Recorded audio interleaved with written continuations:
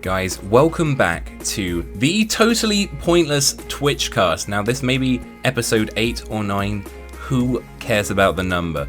Not us, that's for sure. I am going to be talking to Morph UK today, a special guest who is going to be joining me on this podcast this week. Maybe it's going to become a more regular thing. Who knows? Maybe we have a really similar sense of humor. Who knows? Maybe he's going to call me a paedophile again. We will probably find out shortly. So prepare yourselves for that, ladies and gents, as we move forward. This is going to be a lot of fun. For those of you that may not know, is actually my 1 year anniversary on Twitch tomorrow. I have been streaming for almost a year, and I'm going to be discussing how Morph has been getting on in his first year as well. Can you believe it? He is doing incredibly well, and we will get into the finite details of why he believes he's having so much success and what you may need to utilize to be a successful streamer. So we're going to talk about all that stuff, and I'm going to invite him on right now by clicking the right button. There he is, that beautiful face right there of the mustache man himself, Morph. Hi. How are you doing today, my friend? I'm great, thank you. How are you? I'm absolutely wonderful. It's an absolute pleasure to have you here, and it's a pleasure to have this amazing looking overlay, which I didn't know whether it was going to happen or not. One of Morph's stipulations. I'm just wondering who the two people are going to be joining us. Well, you know, Morph, when I was like, do you have like a suitable logo and all that That's stuff? where you wanted to put it. And right? you were like, hey, no, it's being reworked right now. And I was like, cool, thanks for that. That's great. Yeah, tell me right now. So I'm gonna find a picture of a fox or something and just stick it in the box below you. I mean, I can send you emotes. Yeah, Big let's have a big emote, and then I'll whack it in there. I think that would be a suitable replacement to stick in that box. Easy. Awesome. Because yeah, I didn't really tell him why I wanted it before, so and all that stuff. Also, me and Morph are absolute professionals when it comes to using Skype, doing this setup, and all that stuff. I didn't know how to add him.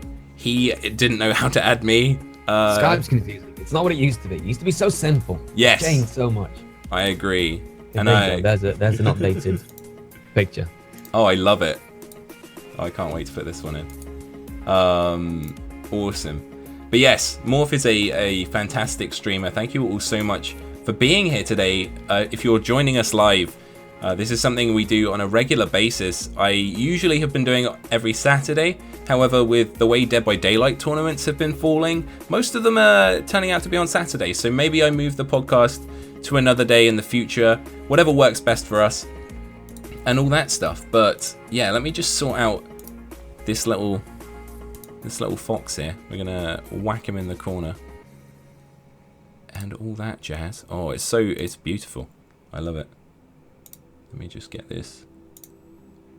This guy's a professional. More fox. This isn't his first rodeo. It's not. It's true. That's what Peyton Manning said during his Super Bowl run before he retired. He said, "This is going to be my last rodeo." Is this That's actually all it reminds me of. two Englishmen having a podcast and you're using American references? You know, I've been watching American Is this football how for this is going to go? the last Week? 10 years of my life. So there we go. That is maybe the best thing I've ever done. That is fantastic right there. I'm gonna maybe have to just leave it. That's what it was designed for.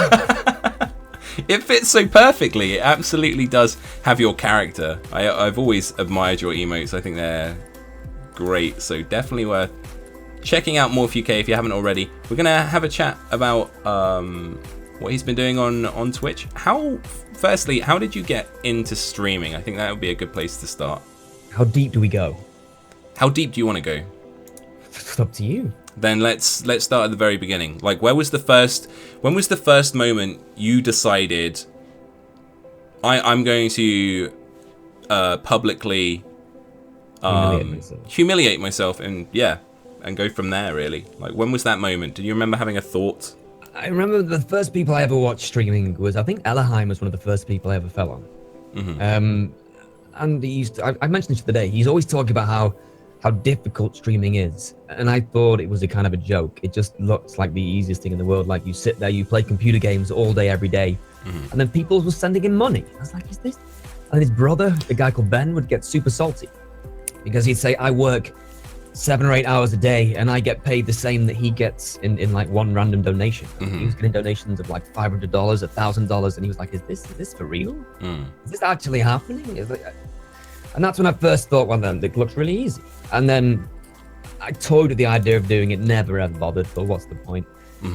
And then I was in a huge accident, which I shouldn't really survive, but I did survive. And it made me follow the whole cliche of you have to live for today because tomorrow is not guaranteed. And I know it's all those horrible sayings, the ones you find on t-shirts and stuff that you should never listen to, but unfortunately some of them are true. So I decided I'm not going to do the whole career thing, wife and kid thing just yet. I'm going to go and do selfish things. And I thought I wanted to stream. I believe maybe I can entertain people. Perhaps streaming is for me. Let's at least give it a go. So I set myself up for about 6 months. I think I decided March was going to be my cutoff, or April. Maybe March or April was going to be my cutoff. And I started late August. So it's like, I'll give myself 6 months. If I've not done it by then we'll go back to pretending to be happy in a horrible 9-to-5 job that I'm not happy in. And then I just started streaming. That's kind of how it began. In terms of it's where to start. Like, I guess going for the clarification on what the horrible accident was would make sense, because the mental the mindset change from going, okay, I'm watching these people and I admire what they're doing, I'd love to know how to do it, to going, fuck it, I just want to do this. Like, what happened to you accident wise there? So the accident, before this I would cycle. I would compete in races up and down the country. I'd travel all over the country and race. So I was heavily competitive. It's like money tournaments, not tournaments. It's a streaming thing. Money competitions and et cetera, et cetera. So I would train 6 out of 7 days a week, minimum, maybe 7 days. I was over in Leeds, staying at my auntie and uncle's. I think I was house sitting for them for the weekend or something. And I decided to go on a training ride. I was going out nice and casually. I was ready to smash myself silly on a really aggressive ride, and I was just casually going down a hill, hit a bump in the road, went into oncoming traffic downhill, going 30, 40 miles an hour, hit the car, wrote the car off, did 100 somersaults, broke 8 ribs, broke my collarbone, my shoulder, my back. Pretty much died on the side of the road. My lungs were punctured with all 8 ribs. My heart sac was punctured. I wasn't supposed to survive, but a fire engine turned the corner as it happened, and I got immediate assistance from the fire brigade, firemen. They punctured me in the side of the chest. They let the blood out of my chest. The oxygen could breathe and stabilize me, managed to get me to a hospital where they said, listen, we're going to have to remove one of your lungs. And I was so high as a kite on ketamine. I was like, go for it. Let's do this. This sounds awesome. And they saved my lung. They had to remove 2 of my ribs completely. I've got 2 fake ribs, which are freaking awesome. 2 missing ribs. It's like a bike chain, ironically. It perfectly follows the contours of what my old ribs used to. I've got a fake collarbone, a fake shoulder. And I was literally millimeters, less than, I think it was 1.2 millimeters, if that's a number, of dying through punctured heart. Just by complete luck and chance, I survived. And I just shouldn't have survived at all. And because I did, I was like, Jesus. And it was something, what was weird is just something I do every day. Like, I ride my bike every single day. I crash all the fucking time. I just expect it to happen when you cycle that much. You're going to crash in races. And I've crashed 100 times at 50 miles an hour, at 60 miles an hour.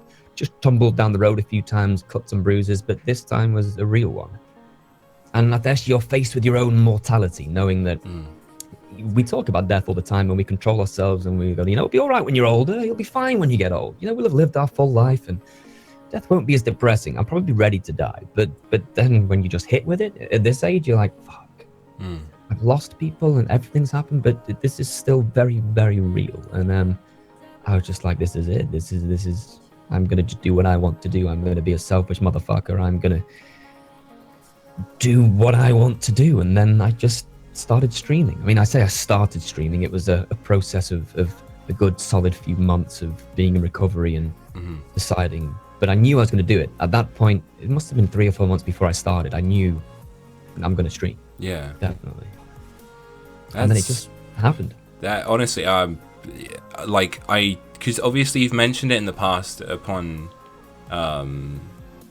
your streams, and I'd never heard the entire story, and that's it's something I've told before, but I don't want to tell the story every single day. Of course, people will be sick of hearing absolutely. it, so. And I just going off of that point in terms of my first point for trying to be a successful streamer is being able to tell the same story in a million different ways and still retain a level of either entertainment or an appropriate response from the audience listening. But something that you said in there really caught me, which was when you said about, you know, you don't want to have a wife and kids just yet, and you almost like deem that selfish. Like, is there a specific reason why you thought that's like a selfish act to be like, you know, like doing something for you? It's not so much as I see that selfish. I see that as just a burden of responsibility at the moment. I'd have to think about other people outside of just myself. Yeah. I don't know. I just decided that I wasn't. Also, in relationships and stuff, I've always kind of just had this. I'm very vain, so I've always had this goal of some stunning, attractive, slim, sporty girl, and the personality hasn't matched the face sort of thing. The personality hasn't been as great, and I've just always been that kind of synthetic needed. It's the lack of the mustache. Kind of. That's the thing. It's like if she had a suitable mustace. Exactly. And I just knew that if I wanted to ever move forward, I have to find someone that isn't like that, and I wasn't ready to find someone like that. I wasn't. This is where I wanted to do the whole me thing of just, because I was just kind of, I'm a graphic designer, and I was also doing interior design work as well. And I just wasn't happy doing it anyway. And I knew I wasn't happy, but there aren't many people who can honestly say they're super happy with their job. Some lucky motherfuckers are, but not everyone is. So yeah, I saw it. I guess I feel like it was just being selfish, because your family also expect things. I feel like my parents, my uncle, my aunties are always saying, you should do this, you got to do that, and you have to do this, you should do this. And I just decided I don't really want to do anything you want me to do. I'm just going to do what I want to. That's interesting, because like I've had that from like one side of my family. Like my dad, for example, struggled to understand why I wanted to do music and other things like that. He was very much like, he's an accountant. He loves maths and all this stuff. And my older brother, you know, went to be a chemical engineer, and I was like, I wanna play music for people. And you know why? Because I think I can instill some hope in some people out there. Maybe I could feed the world too. You know, having those like mini dreams of being like, oh, I'll be able to write that smash hit one day and all that. And I wanted to go away and eventually get a degree in music. And he was like, well, why can't you just go straight onto the degree course rather than this diploma that I was trying to get? I was like, I'm not ready. Like, I'm not there. I just really aren't. And I took it upon myself, even though he didn't necessarily understand as to why I was doing it. As I got further through the course, I think he started to realize that I was doing something that made me happy in my own time. And he really started to understand he loved me regardless. It was like, I care about you, but I want you to get what's best for you in the shortest amount of time, because when it comes to accountancy and stuff, like, he wants the numbers, he wants everything to work out as quickly as it possibly can. And I'm very much, especially even subjects I picked at school, like I picked subjects that didn't have an answer. There wasn't like a fact at the end of it. I didn't go for the science route or anything like that. I go English, and they'd be like, explain this poem to me, and I'd say, well, actually, I think it's about his sock. And they're like, well, no, it's not. It's about, you know, the entirety of imperialism and all this stuff that's gone on throughout the 1700s. And I'm like, yeah, but this is my opinion, and you can't tell me I'm wrong, because you haven't asked the dude who's now dead that wrote this poem that it wasn't about his sock. So I was very much one of those people that I guess tried to spark debate. And I think that's why I'm sitting here with you right now, for example, because your personality is what draws me to you. It's the lack of again, it's asking questions, I'd say. Like the rather than the what I was trying to get at there was not closing down walls, like shutting off conversations. You're very much one of those people that would rather ask how and why rather than go, this is it. I feel that anyway. I feel like my greatest intelligent gift is my common sense, my ability to look at a situation and kind of understand it a bit better, or at least try and understand it, like you said. And that doesn't seem to be a common thing in people. Not everyone seems to have that kind of thing. Yeah. I don't know. I don't want to say I'm different to people. I feel like I'm the same as everybody else, but I generally just feel like common sense is just so important, and it just sets you aside from so many people who just go with the flow and just kind of nod the head and smile the face kind of thing. I'm not that kind of person. I think it's a mindset that I think from again, I will get onto why streaming is important, but I think starting off where we have is incredibly important for people to realize as well. Like, I've had depression for the last 12 years of my life, and from that I've always had what I felt, kind of like you just said, is a different outlook on things because of the nature of my brain pulling things to the darker corners of a situation. And it took me years to understand why that was happening, I guess, and being able to notice when I'm going there and click my fingers and snap out of it, which is probably maybe why I like DBD so much with the madness tiers. But yeah, trying to snap out of that mindset, and it was almost trying to have these routines where I teach myself that as soon as that happened, if I clicked, I had to smile. And I tried to Pavlovian condition myself into going, okay, I know where the line is. I know when I'm feeling low. If I click, I will smile. I will forget that thought. It's like tapping a dog on the nose. And for me, there was nothing that was really working up until that moment, except for editing videos and keeping myself busy at nighttime. I was always up, and that's the worst time, is when I was on my own and had nothing to do with myself. So I'd watch American football. I then started making videos and I'd edit them, so I'd get to hear my friends' voices at stupid o'clock in the morning. So I wasn't alone. And then when streaming rolled around, I could do it on my own time schedule. So it suddenly became, okay, if I want to stream until 4 in the morning, I'd have people there. There'd be people there for me, and I'd be able to carve my own little safe haven, I guess, and all that stuff. And I didn't know just how committed I'd be to then creating more and expanding. And I think that comes back to what I said originally about the music and trying to instill hope in people, and pushing out that way. So I guess what we should go on to first is, like, where did you start with streaming? Like, what was the first game you streamed? And if you want to talk a little bit about that, how did your first stream go? I think what you were saying before about the nighttime is when everyone's availability is gone. When it comes to nighttime, you're on your own. And then you realize sometimes you haven't got that partner, and some people have that partner with them, like throughout the entire night. And a lot of other people don't. A lot of people say they start streaming because of loneliness. I can name 5 people who are all partnered, who were just out. Well, I'm not going to, obviously, but about right said to me, I started streaming because I was lonely. And just, I completely understand it. It's what computer games have been for me. That all sorts of shenanigans and horrible things have happened in my life that have been depressing, but I've always just, like, I don't give a shit about that. I'm playing computer games, and I don't have to think about that shit because I'm playing computer games. You know, I'm playing League of Legends for like 7 or 8 hours a day, and then I'll do some work, and then I feel like I've done something that day, but I fucking haven't. But it's finding an computer achievement. games pull you away. First games I ever streamed was We Happy Few, a game made by Canadians in Canadian country. about English people being on drugs. And it was a great game. I think I got like 3 or 4 people in when I was playing it, maybe got to about 8 or something.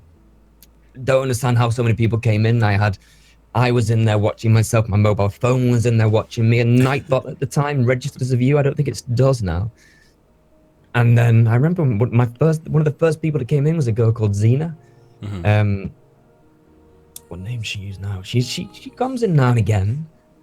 I think she had a lot of people who come into the lower stream sometimes. At least I found out were often people who were looking for friends as well. Yeah. And they don't want to go to the bigger streams where they're just, you'd almost say they're like a number. They just disappear into the chatter viewer section and no one ever sees anything. Which is why sometimes smaller communities start to build, sort of thing. But I think she's gone on to some other people who don't have. She's a warrior princess. She's busy with her time. Yeah. I think that was something along the lines of a name. It wasn't warrior princess, but yeah, I used to say that to her. I don't know if that's a real name. She might have been lying. We Happy Few, and then I think I played Inside, maybe. Can we talk a little bit about We Happy Few? Is what made you pick that game? Because for me, I picked it up as well. Me and Dale played it for a little bit because of the nature of the Orwellian society it created at the beginning. I was like, here we go. We are getting to find out that everything we are surrounded by is completely fucked.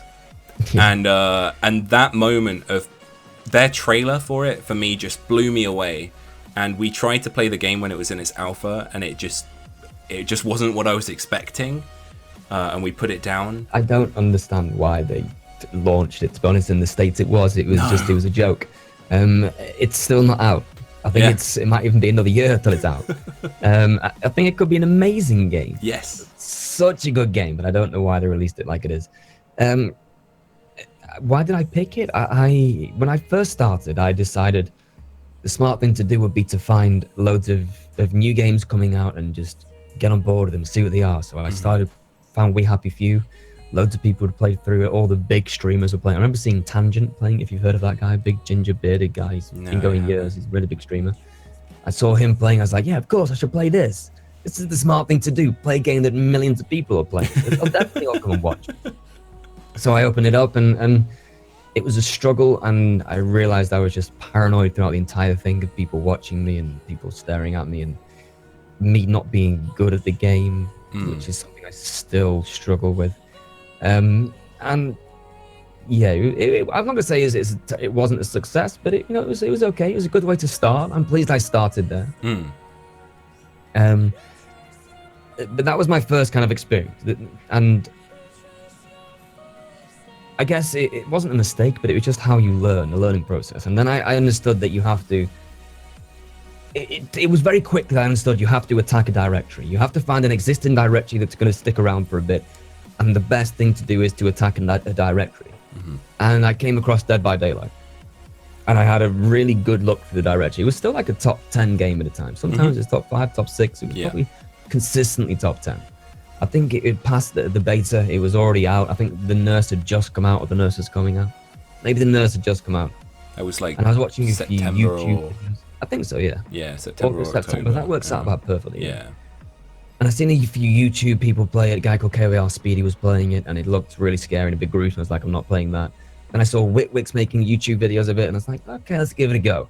So I looked through the directory, saw all the big streamers at the top, and I was looking at the 200s and the 100s and what separated them, and nothing separated them at all. Maybe girls with boobs or green screens that just looked shit that weren't done very well, or some guy in his bedroom with his unmade bed behind him. And I was like, are these guys for real? Is this how they're honestly trying to grow their stream? I don't think they're doing this because they're enjoying it. A lot of these people are looking to grow and be those big Twitch millionaires, because that seems to be the goal for a lot of people. I've been a huge fan of Excessive Profanity for a long time, and I still am. I wouldn't call him a friend yet, but he's hosted me. You are well on your way to being a C word. Wow. I'm gonna go there. So I always knew I was gonna do the black and white camera. The camera that had already been decided before I even watched EXP. I already knew I wanted to do that because I'm a graphic designer artist. Everything looks better in black and white just because of our eye receptors. We receive a lot more information from black and white images than we do color images. Yeah. And I knew already that I wanted to go to the black and white route. So I started the black and white thing. Nobody else was doing it. I looked down everyone, and everyone had the worst sound quality in the fucking world. The audio quality was just so bad. A lot of people doing it now is still bad. People who are getting partnered is still bad. I was like, okay, I'm gonna have to spend money. So I got my good computer, spent money on a good computer, bought a relatively respectable, not amazing audio setup, and tried to attack it like I separated myself from everybody. There's nobody else English other than True Talent doing it, and I could see. And then I saw Pickle Dream, as somebody else who was doing it, except she was completely different. She was working on a unique voice with no cam, no boob cam, which is rare for girls. And I decided I could make a place in that directory. I decided that I would be different than absolutely everybody there. So if nothing, that would at least get people through the door, then maybe I could keep them with my unbelievable facial hair and wit. And that's where I went down. That's the road I took. Was that always a plan of yours, or did people come in and go, that's an incredible bit of facial hair you have, and then you decided I should make this more of a stream thing? No, the whole mustache was from almost day one. Okay. I decided months before that it would, again, just be something a bit different. Yes. I think that's what people miss out on a lot, is the USP, you know.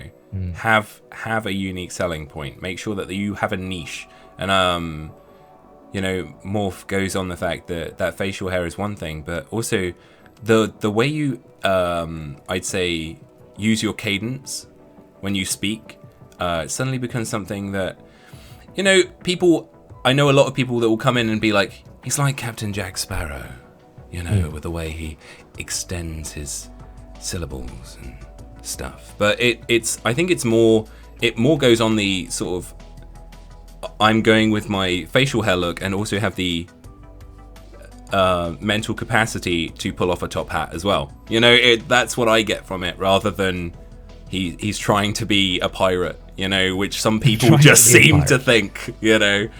The way my diction, the way I talk, and it's very much kind of, I'm not to say copied, but I was very inspired by Alan Rickman and the way he speaks and the way every word is important. You listen to every word he says. Yeah. And I think that's important. If you're just there talking, going, yeah, you know, I was just playing the game. It's a terrible impression. And shut up. If you just if you release yourself from like the monotone that is everybody else, if people can hang on your words and your speaking, and you really are effervescent with how you speak, that you're not annoying and just you won't shut up, I think it's important. People will listen to you if you talk well, clearly, and are very decisive. And that's a huge Alan Rickman thing in almost every film he's ever been in. Yes. Very to the point, and you can almost hear the curve and the arch of every word he says. I think he's awesome. He's incredible. I always go back to Love Actually. I think he's incredible in that, considering the part he has to play as well, with him actively trying to cheat on his wife and stuff. And it's like you don't just see the man, I'd say, break down, but you hear him break down, and it's so subtle. Honestly, it's a subtle vocal change that you hear throughout the film, but he slowly loses his confidence, and I feel like he does that really well. And he's also, he's very funny in it. It's a funny film, but I feel like there's that's probably one of my favorite story arcs within that film, is the nature of not everybody's going to have a happy Christmas by the end of it. And all that. So, but the problem is I'm going to get distracted by film talk every time we talk about any sort of film. I already want to talk about Robin Hood. I already want to talk about the Sheriff of Nottingham. I'm already ready for that conversation. We'll leave it. Let's move on. Amazing. Let's leave it. Yes. So attacking a directory, I think, is a very wise description of it. In that respect, in terms of. I watched. I'm sorry to interrupt. Yeah, go for it. Otherwise I'll lose it. I watched a video by Tim the Tatman. And everyone tells you to watch this Tim the Tatman video, and it's completely true. It's really, really important. It will teach you a lot about how to stream and how to attack a directory and what the best thing is to do. he was saying how he played on his voice. People liked his voice, so he would buy expensive equipment, and his computer wasn't that great, but his audio equipment was, and so people loved his voice, and I think it's the same for me as well. I think it was important I spent money on the audio. Absolutely. And I think for me personally, especially trying to variety cast in the way that I do, it was important not only that my niche was, I was trying to be an English streamer at American time, because at that particular moment in time there weren't that many English people actually streaming similar sort of games that people were playing, but at a completely different hour of the clock. So a lot of the American audience was suddenly like, I like the way this guy talks, and I'm not really getting a chance to see anybody else do it on a regular basis. So suddenly I found myself falling later and later through my schedule, and it would be almost 9 or 10 in the morning by the time I'd finish a stream and go, hang on a minute, Ged, you can't do this anymore. Like, I can't physically do that and then get up and go to work, which I was trying to do, and it was mentally exhausting. And so I started to rein it back. I started to pull it back in, and don't get me wrong, I will still stream until the early hours of the morning, but mentally you get to a point where you find the importance of, it's not just streaming that can find you people, it's going to people's streams. So I started using time that I would be streaming and actually going and interacting with other streamers, because that was more important to me at that particular moment in time, in the long run. But just to go quickly back, again, I will forget points if I don't say them. You said about finding your voice, having a voice that's unique to you. And not giving that up, like being yourself. And then for me, I love voice acting. So suddenly it was just like, I have multiple voices. I have all these other things. And my Alan Rickman's terrible, apparently, but everything else is like, I just can't help but want to do voices from time to time. It takes a lot of practice, and you gotta just keep going. But the entire premise is being able to, I think people lose the phrase voice actor in impressionist and stuff, and it's like, I'm not just trying to do impressions, I'm trying to be that guy, I'm trying to be that character. I'd watch videos of people like Patrick Warburton on a constant basis. I try and learn as much about those people as possible. And I used to watch a lot of YouTube videos of psychology stuff. So I'd watch physical behavior, and there is, if you want to go looking at videos on behavioral aspects of micro movements and stuff like that, they always talk about presidents. Every president is lying about everything. It's like, and they just constantly go, well, of course they're going to talk about presidents because they're constantly being filmed on a constant basis. You're going to see more about that person. But it even came down to, if your feet are pointing towards a door, if you start shuffling your feet and they're pointing towards an exit, it's because you feel uncomfortable. You're like ready to leave. Little things like that. You may not notice that you're doing them, but I started to pick up on the best ways to use my body language effectively.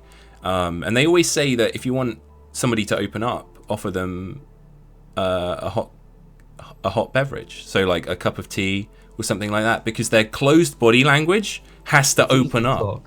With a cup of tea, yeah, or a brew. It makes sense. It also opens up your body, because if I'm closed off and like have my arms crossed or whatever, as soon as I have to reach for my drink, my body language is open. So you have that opportunity to talk to people. And the reason they say a hot beverage is because if they spill it on their lap, they're not going to have their legs crossed at that point, because you want to make sure that you don't spill hot beverages on yourself. That's like a mental thing. So you actually open your body language up even more, having a hot cup of tea or something like that. So I always found it funny that you always talk about excessive profanity, and he always has his cup of coffee or cup of tea with him, and then that I always feel like that he's so much more open when he has it with him. That's why he goes and makes one and comes back. And then I see the best from him when he's just made his tea. It's like the coffee house mentality. Is people go there to talk. People don't go to coffee houses with their friends because we need coffee. You go there to talk, and coffee's just there. Coffee keeps you going. It's just like having something in your hand. It's like back to acting again. I love watching Brad Pitt films. It's gonna surprise you. He eats in every single fucking film, and he's just so good at acting when he's eating. At all the way through. If you watch all the Oceans 11, 12, 13, if you watch all of them, all the way through, he eats crisps, just non-stop. No one's ever noticed. Just always eats crisps, and it's fucking brilliant. And I think it just makes him feel confident, and it's his thing. And it's the same with coffee houses and stuff. It's so much. It's why people go for a drink in the evening as well and stuff. Alcohol helps, obviously, but it's the same process in a coffee house. You're still sitting with a friend in a very comfortable, relaxed environment. Everybody else is talking, so you're not listening to other people's conversations. Everyone's just talking shit, and having something in your hand and just talking is it's very easy to do in those places. I always come back. I think to it's the same with Brad streaming, Pitt. like over the EXP. I think it's his favorite thing to do is just talk shit with his audience. Yeah. With the cover. I was just gonna say about Brad Pitt. I always come back to "You want to buy a dog?" Like that line for me. Periwinkle blue. You know, it's like being able to do that cracks me up. I love watching Brad Pitt films as well. And on a side note, a film that if you haven't seen it already, Lucky Number 11 is a fantastic film. I just need to bring it up to people that haven't watched it yet. Ben Kingsley, Morgan Freeman, fucking Bruce Willis. It has an incredible cast and is a really, really cool story. Morph, if you haven't watched it, we're gonna have to do some like film related. I've seen it. It's so good. It's so good. Sorry, I just had to. My brain it does this a lot. I genuinely feel like I need to get tested for ADD sometimes. Like my brain is all over the place. There's a Stay on target. Stay on target. yeah, exactly. The focus eludes me, but I think that is something that also attracts people to the channel because they see somebody's mind working in real time. And I often spout absolute bullshit, but I'll try and do it in a way that is creative. You know, I will often improvise as you do as well. Like I don't know if you guys have been seeing between mine and Morph's streams, anytime he'd stop by, I'd find a way to insult him. Because anytime I'd stop by to his stream, I'd become one of those people that again, he'd integrated into his community. I wasn't being left out of the equation. Everybody else was being insulted. Oh, also fuck this guy who's trying to, you know, come in with his big feet doing all this stuff. And as soon as Morph came by to mine, I was like, he's weird. He's just weird. And from there, he then called me a paedophile. And and then from there, that happened. And then I said you were addicted to heroin. So like the back and forth is there, you know. It was rather than just being I'm going to try and get to know Morph in his chat. It was more I want to have a relationship with Morph in a way that is personal. I feel like you're coming on to me. Can we just move on from No, I've made you a cup of tea. This is all part of the plan. But no, in terms of what I was moving forward to, though, from that point is every person in the chat, when they come in the chat, I try to make sure that I am talking to them as if they are my best friend. To begin with, I don't know that person. They may be a complete tool, but I will put them on the same opportunity line as everyone else of you were starting off, I don't know you yet, but I want to make sure that you know that I'm here for you. You know, you're a new person in my chat, you want to hang out, we're going to be best friends. And then if that person doesn't react or respond to that, I will pull it back. You know, I will pull back from that. I'll withdraw a little because they might be shy, etc., etc. If that person then withdraws further, they probably aren't right for the channel. You know, that's their choice at that point to leave. Then Daisy bans them. But yeah, I feel as though I try to go in with the mentality of these people are friends I may not know yet.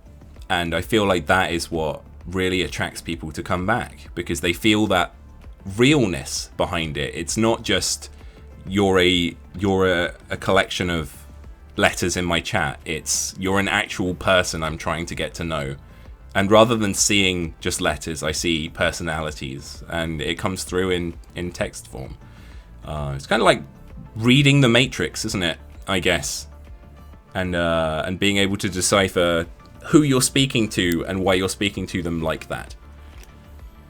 Does that make sense? If I'm talking bullshit, you can absolutely call me out on it. No, keep going. Is this side? There we go. It makes sense. I need to figure it out. But yeah, 1999, The Matrix came out. Good film. 1997, The Fifth Element came out. It's 20 years old. You know what else came out in 1997 though? Men in Black. Great fucking movie. Great film. We're back to movies again. Jesus Christ, next question. Let's go. My God. There's not like a specific question list. We're literally just riffing this. This is completely improvised. Do you have any So when did you first see like major success on your channel that you were like, holy shit, this is unprecedented. What did I do that actually made this happen, you know? Over Christmas, Admiral Baru fucked himself in the ass and decided he hated the game and wants the game to burn. And over Christmas, I had the decision to either go to Thailand for 30 days or maybe even 3 months, I was thinking of, or stream. And I thought, you know what, fuck it. Everyone was like, if you want to stream, you have to stream. You can't go away. And I was like, well, okay. So I spent about 600-700 quid in audio equipment. And the start of January, I was ready to go with my new shit. I sounded pretty good. I'm not gonna lie. It's not toot to my own horn. When you spend that much money, it's gonna be hard not to sound good. You have to be a bit interesting as well. And just immediately within January, it was gone from it was 30. It was always 30 viewers, just always 30 viewers, all the way up to Christmas. I seemed to jump from 5 or 6, 7 to just 30, and they were always 30. And then in January, it just got to 40, and then to 50, and then to 60, and then to 70, and then to 80, and then to 90, and then maths would then indicate 100, and then it would just keep snowballing and keep growing. And by February, I think at the start of February, I was at about 150 people. Yeah. And I decided that everyone was like, why haven't you applied? Why haven't you applied? Have you applied yet? Why have you not applied yet? You'll get partnered. And I think it was the 29th of January I applied, and it took them 45 days to accept me. Yeah. And everyone's like, if they've not said no, you've got it. And it's like, well, everybody else got it in like a week or two. Like what if I'm lost in the pile?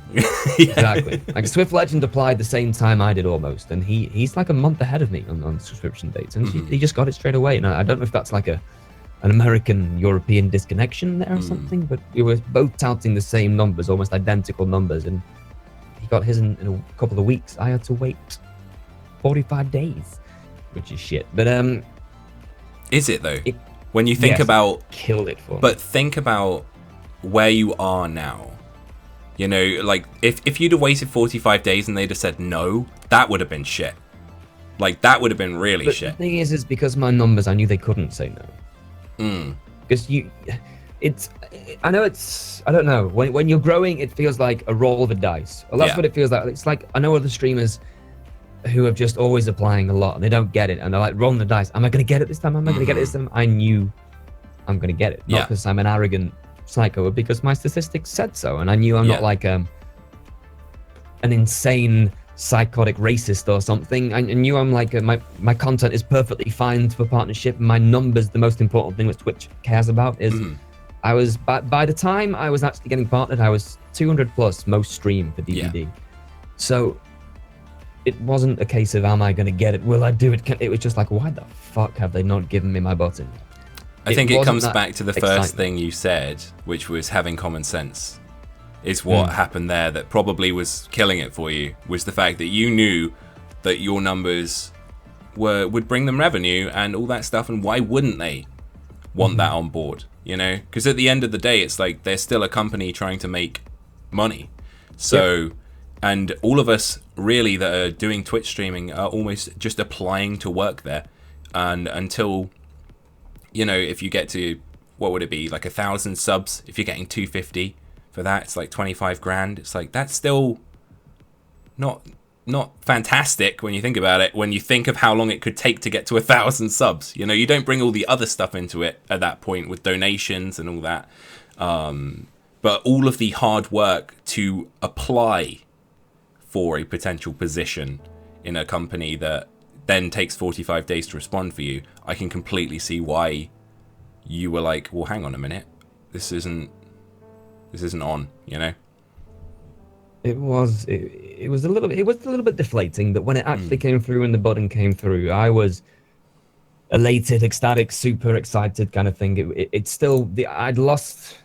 I think mentally I'd just given up on the excitement, but when it happened, it's like DVD patches. You kind of, it's, oh my God, this patch is actually 3 months late. This chapter is 3 months late. I don't give a fuck about this anymore. And then it arrives and you're like, new things. It's just how the human mind works, isn't it? We tell ourselves we don't care anymore, and then we really do. We're just lying to everyone and ourselves. I took... Did you ever take a break from DBD?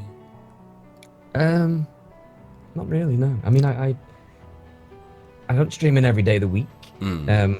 Sometimes it becomes difficult. Sometimes I watch it and look forward to it still. It's weird. It has a weird hold on me. I know my channel is, and especially I've got, everyone who subbed to me has been from DBD. Yeah. It's very rare other people come from other games, other than, I think a few from Friday the 13th have come in and been like, I joined you in DBD. And I wanted to change games a lot. Yes. This is my huge issue with streaming. Is the biggest issue is I know how to grow. I think there's a recipe to growing. It's so fucking simple, but people don't seem to grasp it.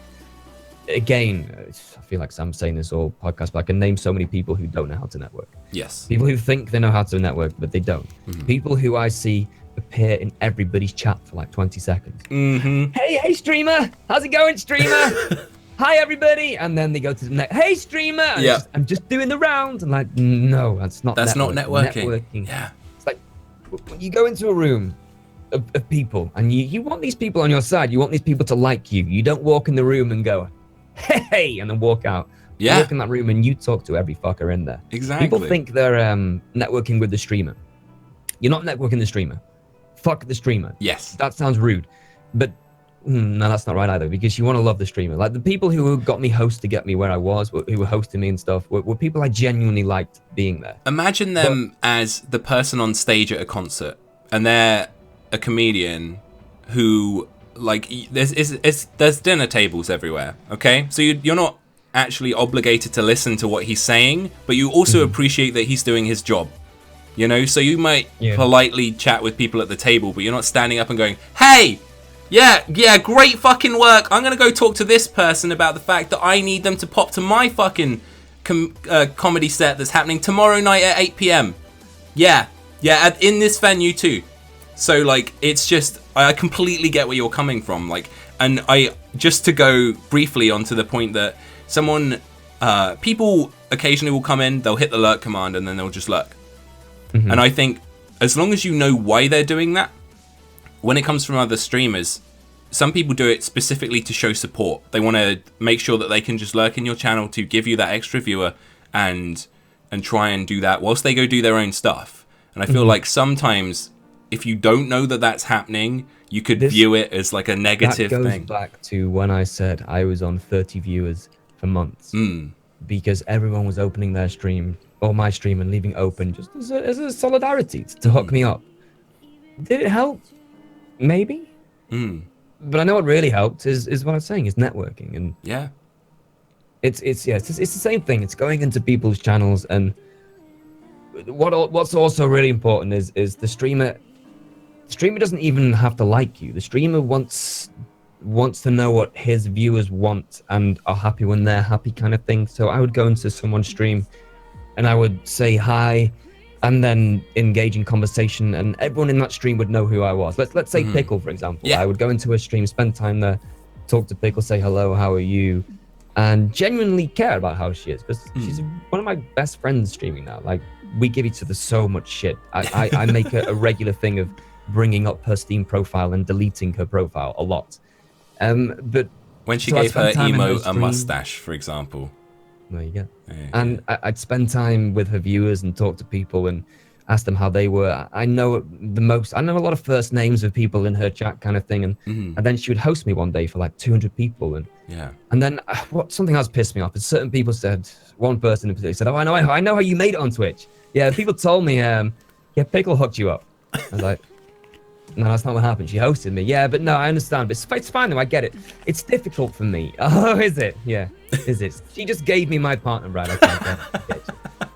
And it was the fact that, and I was also in a guy called Fizzy channel. I was in a lot of time in Fizzy channel, and I genuinely like spending it. We stream at the same time now, it's difficult. Yeah. But I genuinely liked being there and meeting his people. And then at the end of his stream, people would be like, host Morph, go, let's go. Because they'd want to enjoy him and then progress, to continue their night. It's like going to that next bar at the end of the video. Yeah. You don't want the night to end. You want to find somewhere else when he goes somewhere. Just one more fucking drink. And Fizzy would send his people to me, then they'd stay with me sometime. Then it got to a point where he'd stop hosting me. His viewers, after watching him, would come and then watch me, kind of thing. And yeah, it's streamers think they're, and because Fizzy knows that people are happy to go to my channel, he's like, fuck yeah, I'm gonna host Morph because that's what my viewers want, and I'm doing what they want. And Pickles was the same. They were like, host Morph, and they'd be like, okay, let's go and host Morph. And then Pickles would stay in that room. And one thing Pickles used to do, which really stood out to me, was every single person who said hi in my room, she would say hi to. Not a single person would leave my chat without knowing who Pickle Dream was, even if they hadn't seen her stream, even if they didn't know she's a streamer. Yeah. Which is now a thing with a tick. But before that, before the tick existed, even though they didn't know she was a streamer, they would still know who she is. Yeah. And that's networking. That's how you do it. It's not dropping somebody a host and then, like, hosting big people. Like, people will come into me and host me for 20, 30 people. And I'll be like, dropped you a host, bro. And then I'm going to go and eat. See you later. And I was like, you dumb motherfucker. You need to host me and then spend an hour in here. You need to, if you haven't got the time or you're hungry, just sacrifice an hour from your stream. If you're doing a 5-hour stream, do a 4-hour stream. But an hour in my stream. There you go. Talking to people, getting friendly with people. You know, maybe you fuck up and someone makes you a command in my channel. Now you're a command in my channel. We can all laugh at you like Rusky is. If Rusky went to stream, he'd start his streaming with 50 to 100 people. Easy. Because everyone in my stream is like, hashtag ban Rusky. Yeah. If he wanted to start streaming today, he could go live and have 50 people in there. Easy. Yeah. Without even trying, just by turning his stream on with his name. And that's networking. Networking isn't saying hello and then fucking off to everyone's channel. It's not about how many people know your name. It's about how many people in other people's channels know your name. And you don't even need to talk to the streamer. I never needed to talk to Pickles. I never needed to talk to Fizzy. It's about his people. And people don't grasp this. People don't get it. They find networking very difficult. I could just make a list of 50 to 100 streamers who don't know how to network. People who will surprise you when I say their names, but it's just it's a recipe. Twitch is a recipe, and it's once you've cracked it. I mean, you still have to be relatively entertaining. But so, I mean, like I said with Rusky, he could get 50 people in his stream instantly. Would he keep those 50 people for 7 hours a day? Maybe not. Maybe he's a boring motherfucker. Who knows? But he's gonna get them in to start off with. They'll be there every day to say hi to him. They may never stay. He may not have the talent to get partnership to keep growing. But my God, what a great fucking foot to start on. You've completed your networking. You've got a base, and now I can build on this base with who I am, which is how I see it. I think that's a massive thing with hosts. Like, people don't understand. Like, if someone comes in and they're bringing, let's say, like 5 people along with them, even if I've been streaming for a long time, that host is so important because those new people coming in are getting a first impression of you. And if they get that first impression of, hey, thanks for the host, and then go back to what you're doing, you're also just giving up an opportunity of actually meeting new people. So regardless of the number of people coming in, you want to make sure that you are highlighting the fact that you as a person appreciate what they're doing, because it's not like you might get a massive host from one person, appreciate it once, they may never host you again. You've got to be careful. Here's another issue. Yeah. So I don't know how to refer to other people, but I'm just talking. This entire podcast, I'm just basically referencing people without saying their names. Yeah, that's fine. So I've hosted Person people. A. I've hosted Person A for 200 people. And that 200 person has taken 5 to 10 minutes to actually start the game they're playing because they were so busy celebrating the host. In the time they're celebrating that host and trying to get friendly with people and doing all this kind of stuff and telling people about themselves, 75 people have already left. And then before you know it, another 50 have left. And then you're left with maybe 20 to 30 people, which is nothing to be snubbed at, but motherfucker, I gave you 200 people. Yeah. Get in the fucking game. Because remember, they've come from a DVD stream. So get in the fucking game. Play the game. While you're playing the game, while you've got that muse going, while you've got their attention with a game that was already being played, then if you want to talk it through with people, and then you'll get interrupted by a trapper, and it'll be fucking hilarious. Like, guess what? I play the drums sometime on stream. I do a drum stream. Oh, fuck! I'm getting... And then it becomes fucking hilarious, and that's guaranteed a smile. But sometimes people will get caught up in this whole... It's a really fine line. And it's like you said, you have to show appreciation for hosts, but you've also got to be really fucking careful, because that small bracket of time... Yes. The majority of the time that someone hosts somebody, you don't always click go to channel, but a lot of the times you will. Like, I will... If someone like Vince hosts somebody on the night and I'm still awake at 3 a.m., which is quite often, sleep deprivation is a joke, and I'll follow him in, and I kind of want Vince to see that I'm hitting follow, just because he knows that I'm supporting him. Yeah, that's another networking tool.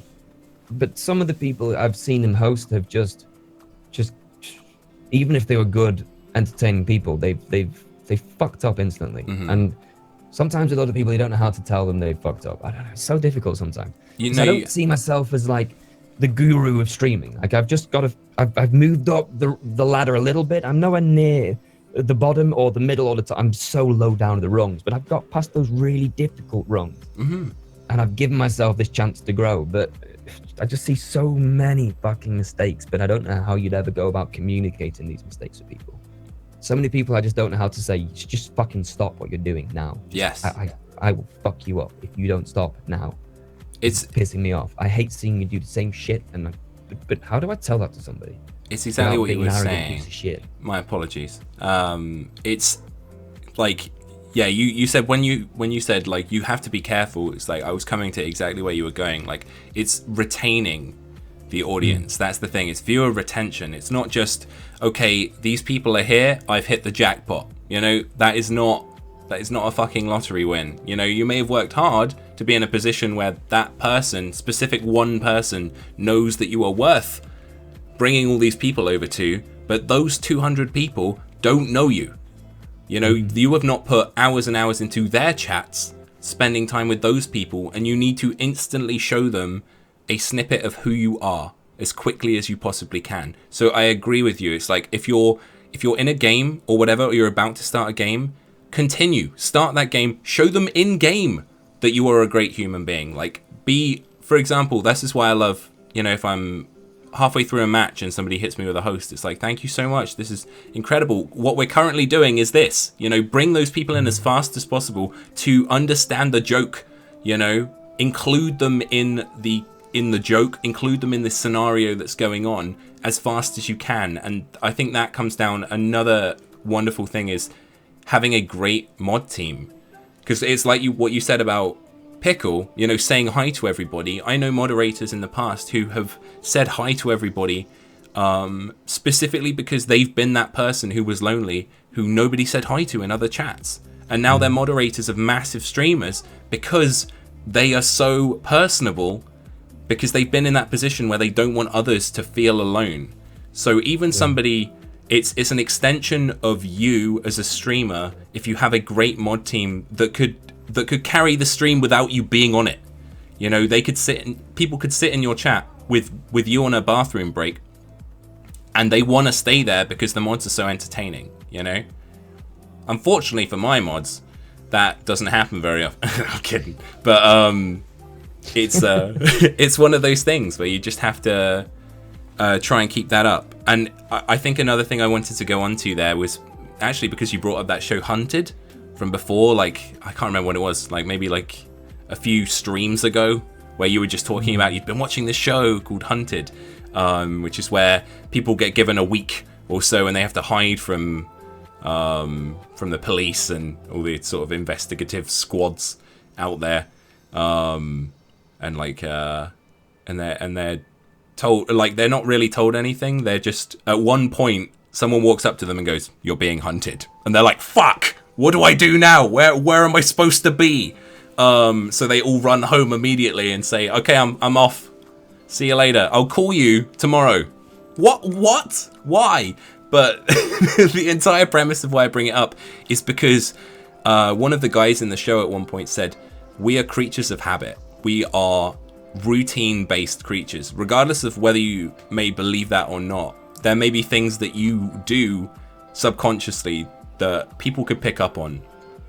And it's definitely happened in game before, in like DBD, for example, where I've been able to tell that it's a killer before looking at the name, because I know what their routines are within game, and or I can see personalities and stuff like that. But yeah, in terms of the idea of being in a routine, if you can get yourself into a routine of saying hi to those people in chat, if you can encourage people, you can make that funny joke from time to time, or you can be the butt of a joke. That's not the end of the world. If a streamer makes fun of you, they're still showing you attention in a way that if you can then not retaliate, but, well, yeah, maybe retaliate. Like, if Morph calls me an idiot and I come back with, you know, something that's, I can't even think of a good fucking comeback to "you're an idiot" right now.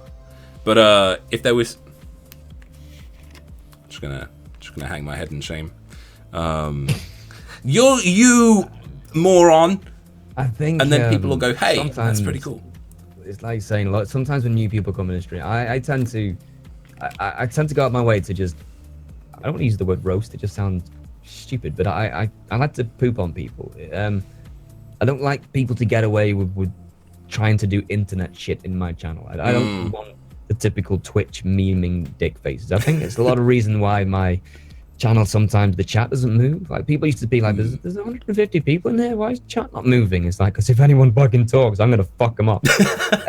But it's just, I don't know, it's like you go in Metro's channel. His channel is just his chat is moving non-stop. Yeah. Incoherent nonsense, and he loves it. And it's not like a horrible thing. It's a good atmosphere to be in. I enjoy being there. Yeah. I get involved with it. I'm spamming Metro Rage constantly, but in my channel, that's not what I want, because I rely on communicating with people. It's my biggest attribute, I think. It's something I'm struggling with at the moment, is I talk to people constantly.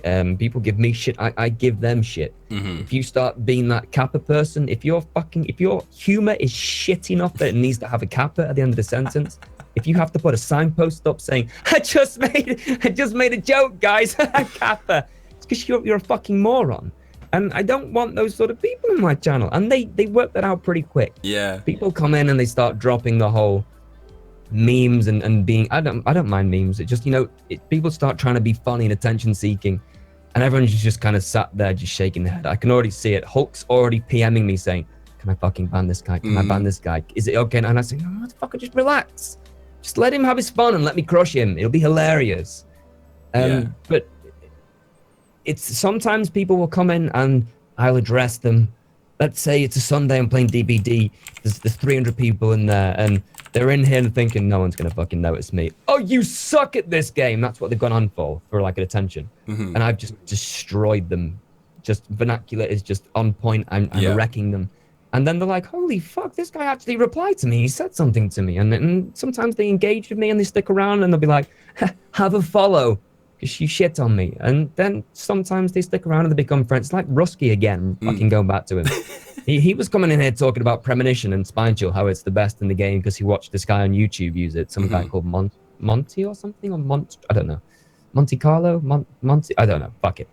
And I was just like, you've no idea how bad you are at the game using those perks. They hold you back. You could never progress. You're stuck at this moronic level. And he's like, shut up, you're a dick. And then eventually, you know, he's like, oh shit, I had no idea how bad I was at this game. And now he's one of my favorite people to have in the channel. So I don't know, friendships can easily be born. It's like you and I were saying, we have back and forth. It doesn't always have to be kissy, but sometimes just getting a reply from a streamer, because it goes back to that loneliness thing. I've just come on a stream with 300 people, said something stupid, and I've got shot down, but I kind of fucking liked it. And I still had a conversation with someone that day, so it's not always a bad thing, but yeah.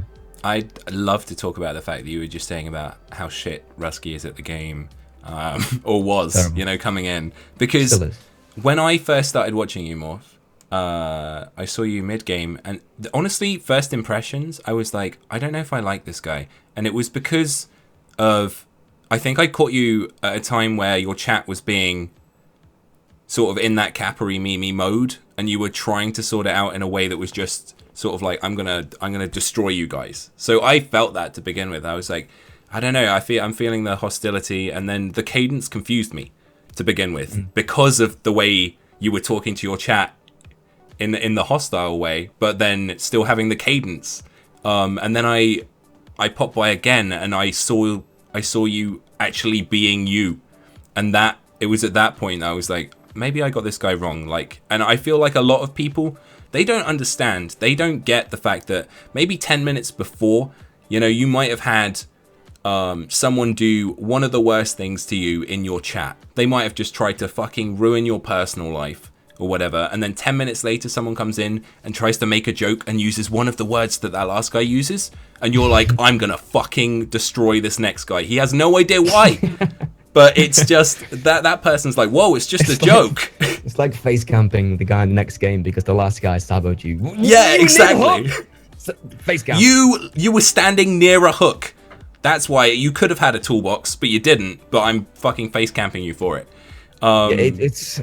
You can't rely on the whole first impressions thing because you can't be perfect for 7. I do 6 to 7, some 6 to 8 hour stream, let's say. Sometimes I do 6, and you can't rely on every single time someone comes in, you're giving out 100% and you're just wonderfully entertaining. There's going to be loads of moments when you just had enough of some dickhead and you're having a shit time. I still try and stay positive.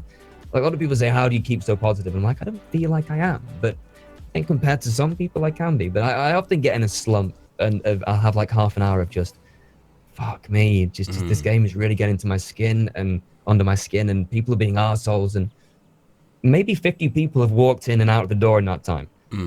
There's nothing you can do. Don't worry about that shit. Don't worry about being positive all the time. People are going to come in and come out. You're going to hold some. It's just the way it works. It's out of your control. I think if you start trying to be 110% perfectly wonderful, engaging, fantastic human being all the time, it's going to kill your stream. Yeah. I think you want to aim for doing 2-hour streams if that's what you plan on doing. I don't think you can do it for that long. And the right people will stick around. And like you said, maybe you have to come back twice. Yeah. You're not the first person who said that to me. Who said that, to be honest, when I first came in, it just wasn't for me. And then I don't know why I came back. Somebody hosted you and I found myself laughing my face off. It's just how it is. You can't capture everybody. They say, like, on first viewing of someone, it's like 13 seconds until you make your first impression or something like that. It's like really super early on that you go, fuck this guy, or this guy's so great. Judgmental. And then from there, it's like you have to make a call.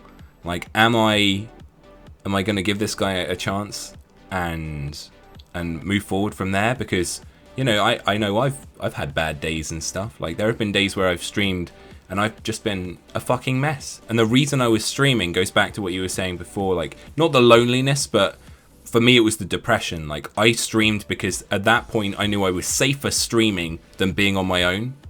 Yeah. And that, by the end of those streams, like, I've seen some of the best come out of people, because they've understood, they've seen that I'm not in like the greatest mood and all that. You can't keep up that 100% I'm positive all the fucking time. It just doesn't happen. You know, people, we're not superheroes, we're human beings, and as long as people can understand that and appreciate that, that's when you really start to get to know everyone. And I've just felt like it's it's definitely happened a lot to me too, where I've had those moments where I know I'm not as personable that day, but like I said, that's when chat carries you, that's when your mods carry you, that's when people show you why you were doing it. And I always go back to the sign that I have behind me, you know, that my mum got me, which was, when you feel like quitting, think about why you started. And I often think back to that first stream that I did, a little bit different from what you approached with We Happy Few. I did, so you were saying like you wanted to then attack a directory. Like, I went for something that nobody was playing. I went and did Mario Kart Double Dash as my first ever stream because I loved that game. And at the time I was like, I'm going to be that one guy that plays this game today and people are going to go, wow, he's actually pretty decent at it, you know. I'm going to maybe stick around because he clearly knows how to play this game. And it was so much fun. But there was 3 people in my chat, one of them being Nightbot, other one being me, and the other guy being Dale, who is one of my good friends and moderators. And has been a friend of mine who helped me start on Twitch. And I cannot put into words how much just him being there helped. Because I gave it my all. I wasn't the most entertaining person. I had to be super fucking quiet because my parents were like in the room above me and stuff. I'm like, they're like, yeah, this is great. Trying to make a joke. Yeah. All that. Yeah. Oh. Hope you enjoy this one, guys. Thanks for being here. You know, all that. And but I'd been doing YouTube since 2009, so it wasn't just I'm going into streaming and I didn't have a personality. You know, I'd had practice since then for the last 7 years of being able to talk to myself. Doing YouTube videos is a really interesting experience. If you guys haven't approached it, just put on a webcam and talk to yourself for 20 minutes. Play a game. That's often when people say, how do you stream to nobody in your chat? And Yeah. You make a YouTube video. That's Yes. the entire time. Absolutely. And the thing is you're not going to get feedback at the time until after. So I've spent like, and I kid you not, like 21 hours editing a video that I thought was fucking brilliant. It's the best thing I'd ever edited. I can't edit for shit. And it took me 21 hours of my life just to edit this video of Slenderman styled. Well, we were playing Slender, and I edited it in the style of like the 8 drunk guys that play Slender or something. There's like a video and they put text all over the screen and it's all spelt wrong and all this. And I was fucking having a blast. And I released it, and I think like 18 people watched it. And I'm like, what if people had said that was shit as well after the almost day I spent of my life, a day of my life trying to edit this video for people to just go, yeah, no, it's shit. And then I realized when streaming came up, people could tell me I was shit in real time. That was great. You don't understand. You could come in and be like, you are terrible. You're the worst person on the planet. And I'm like, thank you. Thank you for telling me right now. Because if you'd have told me 24 hours later or a week later, I'd be sitting there going, okay, people don't like this game. You know, maybe I need more proof. Maybe I should play it for a bit longer and all that stuff. If I was having, you know, loads and loads of people tell me at once going, this is shit, I'll go, okay, maybe there is something I need to look at. Do I have to approach a different network? Do I have to do I really want to play this game? Is this the personality that I'm being myself rather than trying to be the entertainer, you know? And I think obviously when we stream, I very much get the impression, and I know for a fact that you are still you. You know, you're just maybe 20 to 30% more enthusiastic than you would be when you're chilling out.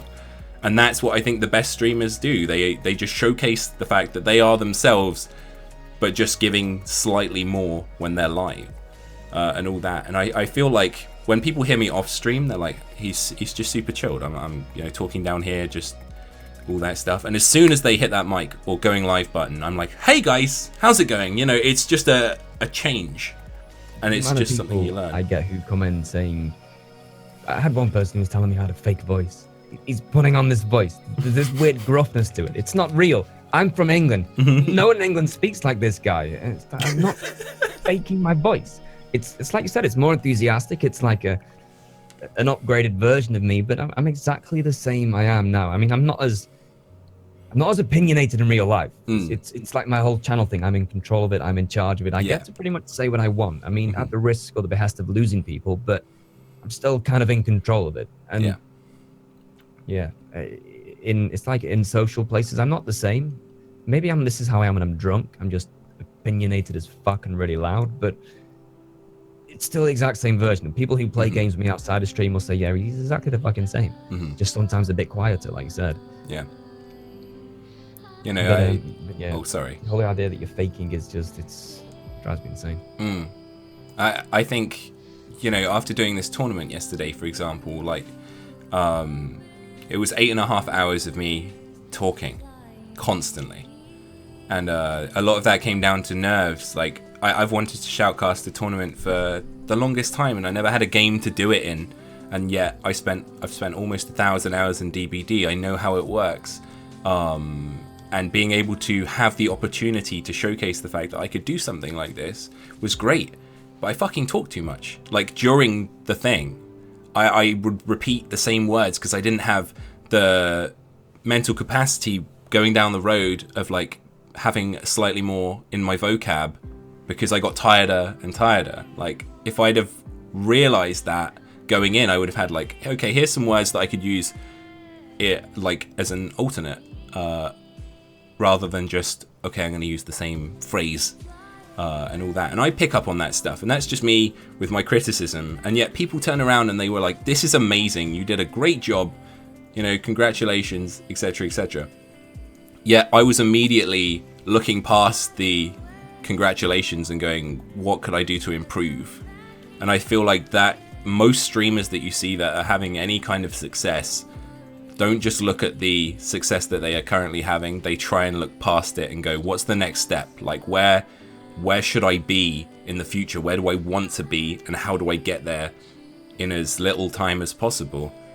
And I feel like you're one of those people, especially when you talked about sport and stuff before, where you were like, I really like cycling and all that, and you had that mindset of wanting. You're talking about. Do you want to go into talking about the Olympics, when people train for the Olympics? I thought that was really cool.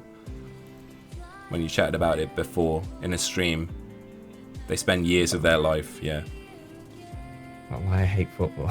Yeah, that's fine. Basically, how I've got to that point.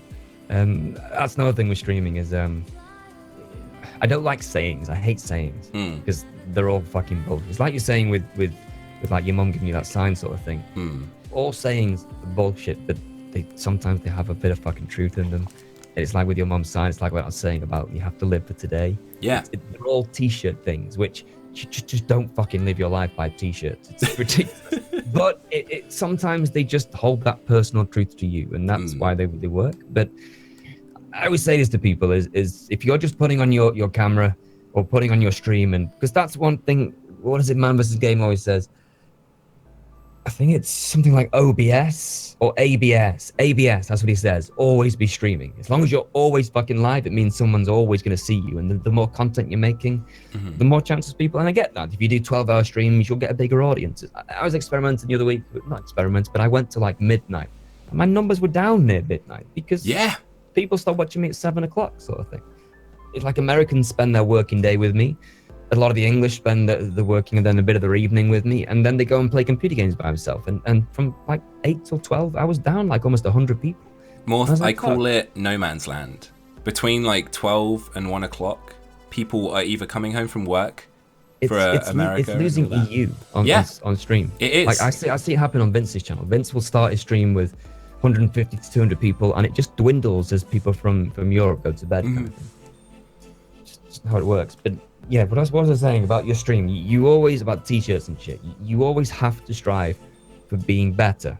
Like almost each day, each stream. And I don't mean like, I'm going to swear less today or I'm going to be more entertaining today. It's like, take a tiny step.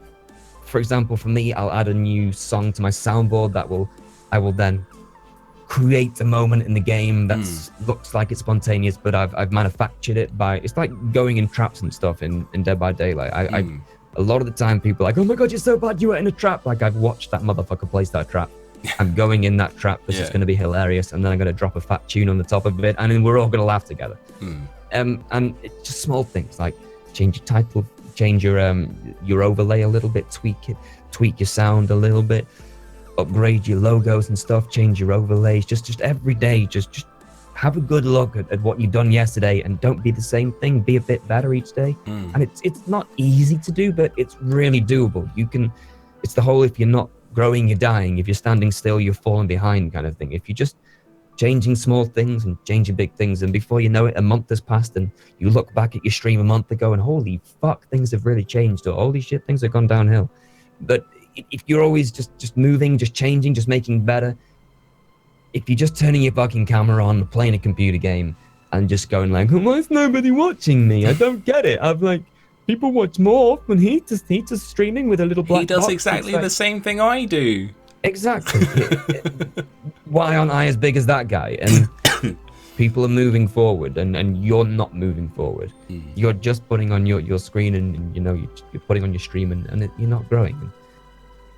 Always grow. It's the streamers that are successful that you'll never seemingly see them working. You'll never see them working. You never see them tirelessly being up, like you said in the past, like creating overlays and stuff at 3 a.m, like working on learning editing software, you know, spending all this time networking in chats, like being around other places. People don't see that. As soon as you stop streaming, as soon as you go offline, they're like, okay, I'm gonna see him tomorrow when he starts streaming, and he'll roll out of bed and he'll click the start streaming button, and then I'll watch him until he gets offline, and then he'll go to bed or whatever he does, you know, go masturbate for a bit, and then he'll be back. I think I said this to a guy called Twitchaholic. He said, I can't remember what he was saying. He was talking about having media share Saturday, sell out. And I just like, I'm glad you don't do that more. If you don't do a media share Saturday and sell out, it's a big reason why I respect you, sort of thing. And he was saying how it's just like a bonus for streamers. And I was making the point of back to Elheim, was people always used to say, but you got it so fucking easy, you're just playing computer games. And he would always say every single time, you've no idea how difficult it is to be a streamer. It's so exhausting, and the hours are insane. I do like 80, 90 hours a week, and everyone's just like, this motherfucker's an idiot. He's playing computer games and getting paid for it. Why is he talking so much shit? I was one of those people. I thought he was a fucking moron. I was just like, this motherfucker. Oh, it's so difficult. You're playing computer games. You got a beautiful wife and you got a baby and stuff. Sure, the baby takes time, but we all know about dads and stuff. And he's just playing computer games. And it's like, why does he look so exhausted? And I just thought he was just taking the piss. I thought he was a fucking idiot. And then this is another thing. I don't want to say it's easy because it sounds condescending, but once you get partnered, streaming it's so difficult. It's so hard. Before, I remember how much fun it was, and it was still fun, but it was so easy not being partnered. Just so easy. You could just have fun with what you were doing, and you were never stressed about it. And now I'm partnered, and it's really stressful. And I know, like, people also who start businesses and stuff and say, if you want to be an entrepreneur, if you're not doing 80 hours a week, you don't stand a chance. And Twitch is kind of the same. It's very kind of entrepreneurial. You're in control of your own destiny. You're steering the ship, and you need to be putting 80 and 90 hours in a week. Easy. Yeah. And that's not streaming. That's 7 hours a week, 7 hours a day I stream, maybe. For 7 days kind of thing. So it's close to 50 hours of streaming. And then there's the other 30 hours where I'm up to 3 or 4 every night. Yeah. I mean, last night I was up to 5 a.m. playing Minecraft. That's not related to streaming. Could be. But also 2 hours before that, I was on Photoshop changing some stuff for a new overlay I want for a scene I want to create. And there's so much time and so many things to be done, and people don't realize it. And I don't know. Well, it's very difficult. Like, I've been bringing this up. Like, I went back. I was really curious about how many hours I've streamed for over the course of this year. So I went back and added up all the hours to have a look. And I did the last 11 months. I still haven't finished. I haven't done this month's yet. And I think it was 1,053 hours or something like that. Which equates, people go, oh, 1,000 hours? That's crazy. It's like, no, that's 45 and a half days. That's a month and a half of my life I've been live in the last 11 months. In 11 months of streaming, a month and a half of it, I've been live on air. And I think at that point, people go, oh shit, that's a lot of time. Giving your life as well. That's not you working behind a desk. That's you showing every second. So you've shown just a straight month of your life. Yeah. Nobody else has fucking done that. Not many people have done that. Like, hardly anyone's done that. Like, I couldn't meet a single person in the street. I don't think I could meet a single person in all of Manchester and go past them. I could ask everybody, and not a single person would say, yeah, people have viewed an entire month of my life. Unless they've gone in for that scientific experiment thing where you get paid a couple of grand. That's what it's compared to. To shit on the floor every 3 minutes or something. Yeah, just ridiculous. I'm putting on these gloves and it's all going to be fun. No, it's just but that's how it is. Every single move is being dissected by people a lot of the time. Like sometimes I'll do something on camera and someone will say, "Oh, you did this or you did that," and I'm like, "But you were watching the game though, right? There was a computer game being played." It's like, well. Yeah, but I was also looking at your face. I'm like, well, that's just a bit fucking weird. People are looking at my face for like 50 hours a week. Yeah. My big fucking moon head for 50 hours a week. So it's, it's very intense. I always bring up Ray Narvaez Jr. He goes by Brown Man on Twitch. He used to work for Rooster Teeth, who are a massive YouTube company. And all that stuff, and they created Achievement Hunter and Let's Play and all this. So they have fucking gazillions of subscribers and all this. And Ray had over 300,000 gamer score when he first joined, and people are like on Xbox. So they were like, "Holy shit, this guy's the guy that's going to be good at games." And they did Minecraft every Friday, etc. They were getting like 1 million views on every Minecraft video, and he got to the point where he didn't want to play Minecraft every Friday. And in this group of 6 people that were doing it, every Minecraft video that came out, you'd know Ray was going to be like asleep or not showing as much energy and stuff because his heart wasn't in it. He didn't care for that game anymore. And they got to a point where, obviously I don't know the entire logistics or the details behind it, but he wanted to go do streaming. He was like, I want to do Twitch now. Twitch will be cool. I think I could have a following on there, and all that. And they were like, I believe it was, they wanted to get the revenue from that and him stream under Rooster Teeth, so that the company would be acquiring some of the revenue under his name or whatever. And he said, I want to go stream full time.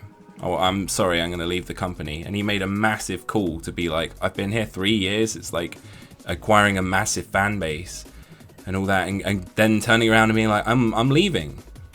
And in his first month of being on Twitch, his first week, his donation alerts didn't stop. He got $20,000 in donations in his first week, and I think he's currently sitting on around 400,000 followers. But so many people appreciated what he did that they wanted him to have the best streaming setup he possibly could and be in the best position to do what he wanted to do because they found him entertaining for those last 3 years. He then streamed, however many times a week and all that, and is now in that position where he's got 400k followers and has been partnered for the longest time. I think he was on 6,000 subs pretty much instantly, Jesus. Which is obviously, if you do the maths, it's like, he's earning maybe $120,000 just from subs at that point. More than that. Yeah. I was thinking of like American tax and stuff at the time and trying to figure it out. But yeah, let's say like a base of where he sits with his merchandise and everything else. Let's say he's on $250,000 a year. He could walk down the street, nobody would know who the fuck he is. I think it's like the best side of fame, internet fame. You have to deal with the discreet stuff. That's the thing. If someone sat him down and goes, so what do you do for a living? He could say, I stream games on the internet for 8 hours a day. And people will be like, oh, okay. And all he needs to do is add on, I make $250,000 doing it every year. People will go, how the fuck do you do that? Teach me how. And that's the big difference, like, I think with streaming is that a lot of people get into it going, okay, I want to be famous, I want to get the money, I want to move on and all that stuff. As soon as I get partnered, life's going to be easy. And yet you've got people like us sitting there going, as soon as for me personally, it was like, partnership is when the real work begins, if I ever get to the point of partnership. That's me getting given the job that I've been working so hard to apply for. Then I need to impress within that job. And I think if you could talk about partnership a little bit, just like an insight into how it's been for you, because like obviously I think with you having such success in a small space of time, I'm just very curious to hear how that's all gone for you and stuff. I think the chat would be interested in it as well. It's like I was saying before. It's something I never. Well, I don't know. I guess I did set out to get it, but not for the whole get the money sort of thing. I know how much money there is in there, but I've never been money driven. I don't know what it is. It's never a goal for me. I've always been very, very competitive. And if competitiveness ended in money, then great. But like I said, I gave myself till March, which worked out about 6 months. And with me waiting for 45 days, it was 6 months exactly it took me to get done. And then once it happened, I was like super excited. You have a few days of hype where everyone who's been there with you, who's been here from since January sort of thing, from February, been there for a while, get super excited too. And people start sending you money and stuff, and you're like, fuck, maybe this is like an actual career opportunity. Is this something that could work? Do I stop working now? Was I even working at the time? Yeah, I was working at the time. Because I spent a long time after the accident with disability sort of things. I couldn't fucking work, or my bones grew back. But and then I was getting this money, so you're like, fuck. And then you also realize that how much the big streamers made, because they're getting that hype that I got on that day one every day. Like, Jesus, they're making a lot of money. Yeah. And then the hype dies down, and you get back to where you really are. So I'm like 200 to 300 viewers every, like, most days, not at the moment, but that, when DVD was there, when I was playing that all the time. Yeah. And you watch your sub figure go up. You watch your sub numbers go up on the first month, and you're thinking it's the hype month. And then you reach a number, and you're like, yeah, that's pretty respectable. Like, I could actually live off this. And then the next month comes, and you're like, are these going to sub back to me? And then your number goes down a bit, and you're like, fuck, here we go, the number's gone down. And then you'll finish your stream, and you'll have lost 30 to 40 subs, and you're like, fuck, did I not stream very well? Was I boring today? Was I not entertaining today? And then the month starts again, you see the numbers creep back up, and the subs creep back up, and you get a few new ones here and there, and then the number reaches a number, and then the turn of the month comes again, and then the number goes down by like 30, 40, 50. Yeah. This is my third month now being partnered, and it's the first month where I've hit a number, and I've stayed at that number, and it's just, it's kind of holding there at the moment. I'm waiting for that dip. That dip hasn't happened yet. I'm surprised it hasn't come, because Friday the 13th is there. I'm not getting the same amount of people in Friday. I haven't worked out how to stream Friday the 13th yet, which it's not come naturally to me. Whereas DVD was just effortless, and I could hold the numbers. But it's really, really, really, really stressful. And I talk daily to people like Vince and Metro and stuff, and we're all experiencing the same thing. It doesn't remove the joy. The streaming side of it is fucking fantastic still. It's fantastic being streamed, and it's fantastic saying congratulations on your new mustache. When someone subs to you, it's a wonderful feeling, because you're still feeling that sense of achievement that I think it's like 7 million people a month will stream on Twitch, and it's like 0.00093% will get partnered. So, like, statistically, if there was one lottery a month, you'd have better odds of winning the lottery. So I used to say that you'd have better odds of winning the lottery, but then the lottery's every week and the numbers wouldn't work out. But statistically, if I was to enter a lottery tomorrow, I'd have a better chance of winning that lottery than getting partnered on Twitch, which is fucking mind-blowing if you think about it. So the sense of achievement, and like, I did it, do I want to carry on? And then people are like, well, I've subbed for 3 months straight now, and I've subbed for 6 months. And there's even a guy who subbed for a year, and I'm like, fuck, I'm fully committed to this now. This is just I'm going to do this and see what happens. And then I got partnered, and I was like, okay, it's happened now. But the whole number up and down thing is the biggest thing, and you get drawn into statistics. Like, I don't look at anything while I'm streaming. Yeah. I refuse to look at numbers. I don't care. Like, sometimes the chat is super quiet. Sometimes I feel like I'm just making a YouTube video, like I say. Other times the chat's moving so fast I can't keep up with it. I can't read things. People will be like, you didn't read my message. And like, fucking 300 people in it. I remember when we did the early access release thing, and I had 700 people. I was like, fuck, I didn't know it at the time, but it was moving so fucking fast, and I had to talk to Metro and Sam and Pickles, and then True Talent was sending messages on Steam because he didn't want to come in fucking voice comms, which triggered me. And then people in chat was like, Mom, you didn't see me. And then people were it was complete fucking chaos. But then there's other days when it's like I'm sat here by myself. Yeah. And then I was like, I'm going to look at that number, but I'm not going to look at that number. And I get off and it's like, I'm about to host someone for 200 people. I'm like, fuck. So there were 200 people in there, and I just felt like I was by myself.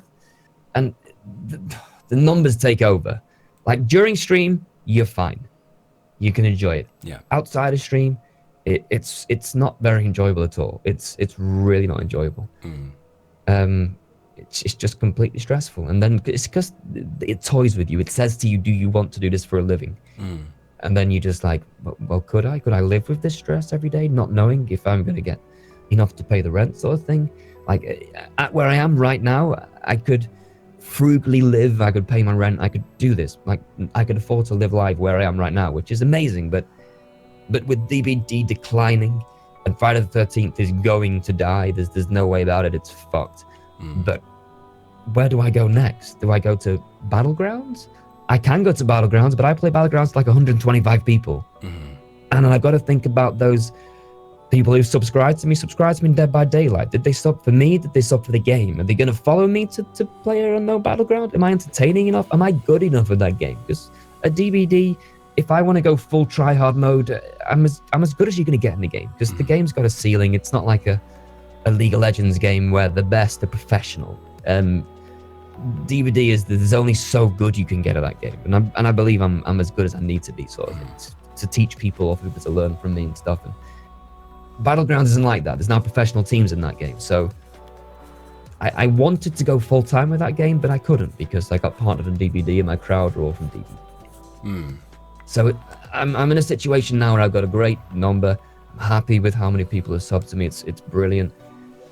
I love my emotes, or most of my emotes. I love the channel theme is almost there. I'm still having artwork that's worked for me. It's still getting there.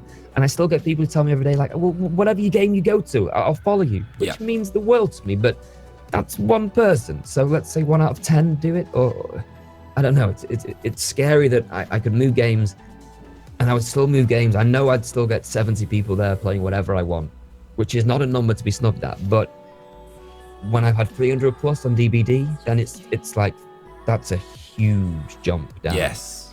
And there's no way I'll hold my sub numbers if I change to this game and play to 75 people. So I was talking to Megany, who's a partnered streamer. She plays Destiny and Overwatch mainly, and she took some time off to try and sort herself out. You know, she had a few personal issues that she wanted to address.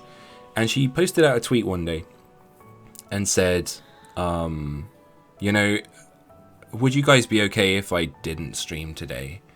And a lot of people went back and were like, absolutely, you know, it's fine. Take as much time as you need. And she was like, great. And, you know, I was in a voice comms with her just having a chill whilst we played Overwatch. And she said, but it's not those people that I'm worried about. It's the people that leave. You know, the 20 to 30 people that might not be there tomorrow, that could have been there. You know, she lost 20 to 25 subs. Yeah, exactly. And taking that day off, you lose subs. Yeah, it's trying to keep that consistency and keep it up. And I think it's all about knowing that I think it's the logical side of you and the common sense side of you that goes, well, if these people are here from DBD, I need to find things that are like DBD and games that I could play and all that stuff. But I feel like sometimes, especially, you know, I can be a similar person in that respect. If I know that something's working, why would I move away from it? But the thing is a lot of games with variety casting as well is the fact that I don't know that they don't work. I don't know that they wouldn't bring in more viewership. I have no idea until I actually play that game as to how it's going to go. What if suddenly tomorrow, Morph, you played Kingdom Hearts or whatever, and suddenly there's 1,000 people in your chat, and you're like, how the fuck is this working out? This makes no sense to me. And it's because we mentally put up these blockades of like, well, I know because I have statistics. I have statistical data that shows me for the last 6 months of my life or however long of your life that this has worked and it is progressing at this speed. And I feel like a lot of us enclose ourselves and encase ourselves in those moments of going, not asking the what ifs, because we have the data to back up a lot of the standard the partnership thing. Is the what ifs are just sometimes it's very risky. it's like you saying about your friend taking a day off. Yeah. Like I know my internet's gone down, and I've lost 10 to 20 subs those days. And I don't think badly of them, but my stream might get people through a working day, sort of thing. Maybe my stream's not there on Thursday or Friday, and they have to find somebody else. And I don't know. It goes back to the bar thing that you said. Like, if a pub is shut that day, they're going to walk down the road to the next one. You know, they're going to find one that's open. And then what if they enjoy that one more because it's open and yours was shut 2 days in a row? That's one thing I'm not worried about. This kind of like almost contradicts the entire thing, but this is the whole Twitch tick thing that you get in your name now. I'm not worried at all about people leaving me and finding a different stream. I don't think you can. I don't think there's any room for self-doubt, and then you have to be very confident. As soon as you start doubting yourself or thinking, if someone shows up in my room with a fucking tick, and they're going to take all my views kind of thing, or like you say, they go to a different pub kind of thing, and they might like that pub better. Yeah. That's not a worry to me at all. That's because that means I wasn't good enough. I think I was just trying to find a good analogy for what you were bringing up. But it fits in perfectly, though. It fits in perfectly because that is the mentality of a lot of people. That's the exact somebody else who said this recently, who said that exact same thing about ticks and stuff. They've got 60, 70, 80,000 followers, stream to 300 people every day. Like they're a big streamer. They were talking about getting partnered on Twitch's luck. It's complete luck. And they were also saying the same thing about Twitch ticks coming and stealing their views and shit. It's fucking bullshit. They shouldn't get to walk around with this banner advertising what they do. Like, you know, I don't want people talking about their stream and my stream. It's about my stream. You know, I've created this. Why are you not giving me the attention? And this person's a fucking idiot, basically. And they were talking about the luck side of things. And I don't believe it's luck to get partnered. I think that's just nonsense. I believe there's great opportunities, and it's what you do with those opportunities. It's like Vince getting partnered. He had a great opportunity. Flex Offender posted a video of the new totem. You remember when the totems arrived with the hag? Yes. And you got Devour Hope, and you could Mori someone eventually. There was I don't know if you know about this, how Vince got partnered, but he got not basically off this, but this was a huge opportunity for him. And someone made a Reddit post, Flex Offender, and he posted two things. One's about a guy called Siegs TV, and one was about Vincent Vega. And when Vincent Vega got moried eventually by the fifth tick of the totem, he was like, holy fuck, this is fucking awesome, we're getting moried, he's fucking done it, this is insane. And, you know, the whole Vince thing, it was brilliant. Whereas Siegs, I do like Siegs, but unfortunately, he was super negative, like this fucking piece of shit. Shouldn't have caught me, I duped him forever, I think he's fucking cheating, what is this? And he was really upset about it. And someone posted this on Reddit, the two videos. Everyone was like, fuck that negative guy, what a dickhead. And then everyone was like, oh my god, Vince is fucking awesome, he's hilarious. The next day his stream started, 100 to 150 people are in there. And Vince is awesome. Vince will hold your attention. Vince will he will drag you kicking and screaming, whether you want to laugh at his shit or not, whether you want to go into a stream and go, who's this old fuck who looks like Santa Claus? Fuck this guy. I'm young, I play computer games. But he will do something so funny, you'll just be like, oh my god, I just laughed for 5 minutes straight. I don't know what's happened. That's who Vince is. And absolutely, he held these people. And was that luck? Or did people come into his stream and he grabbed hold of them and held them? Yes. It was luck the Reddit post went out there? Was it luck that he wasn't a salty bitch when it happened? Or was that just his natural personality provided it's such a it's a difficult topic, but I believe that he was given the opportunity the next day of waking up and having 150 people there, and he ran with it, and the numbers stayed, and they also grew, and then he was getting hosts all of a sudden from really big streamers because they also noticed him. He was getting congratulated by Angry Pug. He was getting congratulated off Barbecue and stuff, and all of a sudden Vince is partnered and he's fucking rocking it. And that was a huge opportunity. I don't see that as Vince got dead lucky. He just got lucky. Again, I don't believe he was just like a shining star that just didn't get the luck. He's talented, and I think talent is really, really important. And Vince has it. I think it again comes back to saying earlier, like, people don't know you're working behind the scenes. You know, Vince isn't just born with the fact that his stream is as funny as it is. Like, he puts Vince in works so hard, so much work. And the thing is even you were saying about the importance of audio and stuff, and Vince is like, okay, what do I need to get? He's asking people constantly about, like, okay, what will make this stream better? What do I need to improve? It was never just he'd sit down and be like, okay, I'm happy with what I've got. You know, this works for me. This is funny and stuff. And even when I hosted him one time, the first time, he was actually going to host me that day. And I hosted him early, and he was like, we were gonna host you. And my brain was like, oh man, like if I'd have stayed streaming for another 15 minutes, like I would have had, you know, upwards of like 100 people come in here, and like your brain takes you on that journey of like the what if. And I was like, I absolutely did the right thing by going over and showing my love to Vince. And because the reason he was going to host me was because when he pulled my stream up, because I had Twitch and my name on DBD, I was going, oh my goodness, it's Vince. I'm so happy that Vince is killing me in this game. Like, that's so cool. Because I was just enjoying the fact that I get to play with a really cool guy. It wasn't, oh, here we go, we're gonna just go send it over to this dude because I don't know who he is. Maybe that is a bit of luck, that you happened to be in a game with him, and then he happened to notice you, and then he remembered your name since that day, and now he knows you really well. So maybe that is a bit of luck. But again, I wouldn't have hosted him that day had I not played with him and stuff. So again, it's creating opportunities based off of the luck. Let's go with that, because I think that's probably a good way of looking at it. I think luck, it can create these chances, can create opportunities. Yes, it's like getting hosted off people. It doesn't matter if you get hosted for 1,000 people. If you're not entertaining, it doesn't matter that you've got your stream open or you're streaming, that you get hosted for 1,000 people. If no one's going to come back and no one's going to stick around, it's really cruel and savage. But it's like me going back to someone saying Pickles carried me to partnership kind of thing. It's I like to think that if people didn't like me, they wouldn't have stuck around.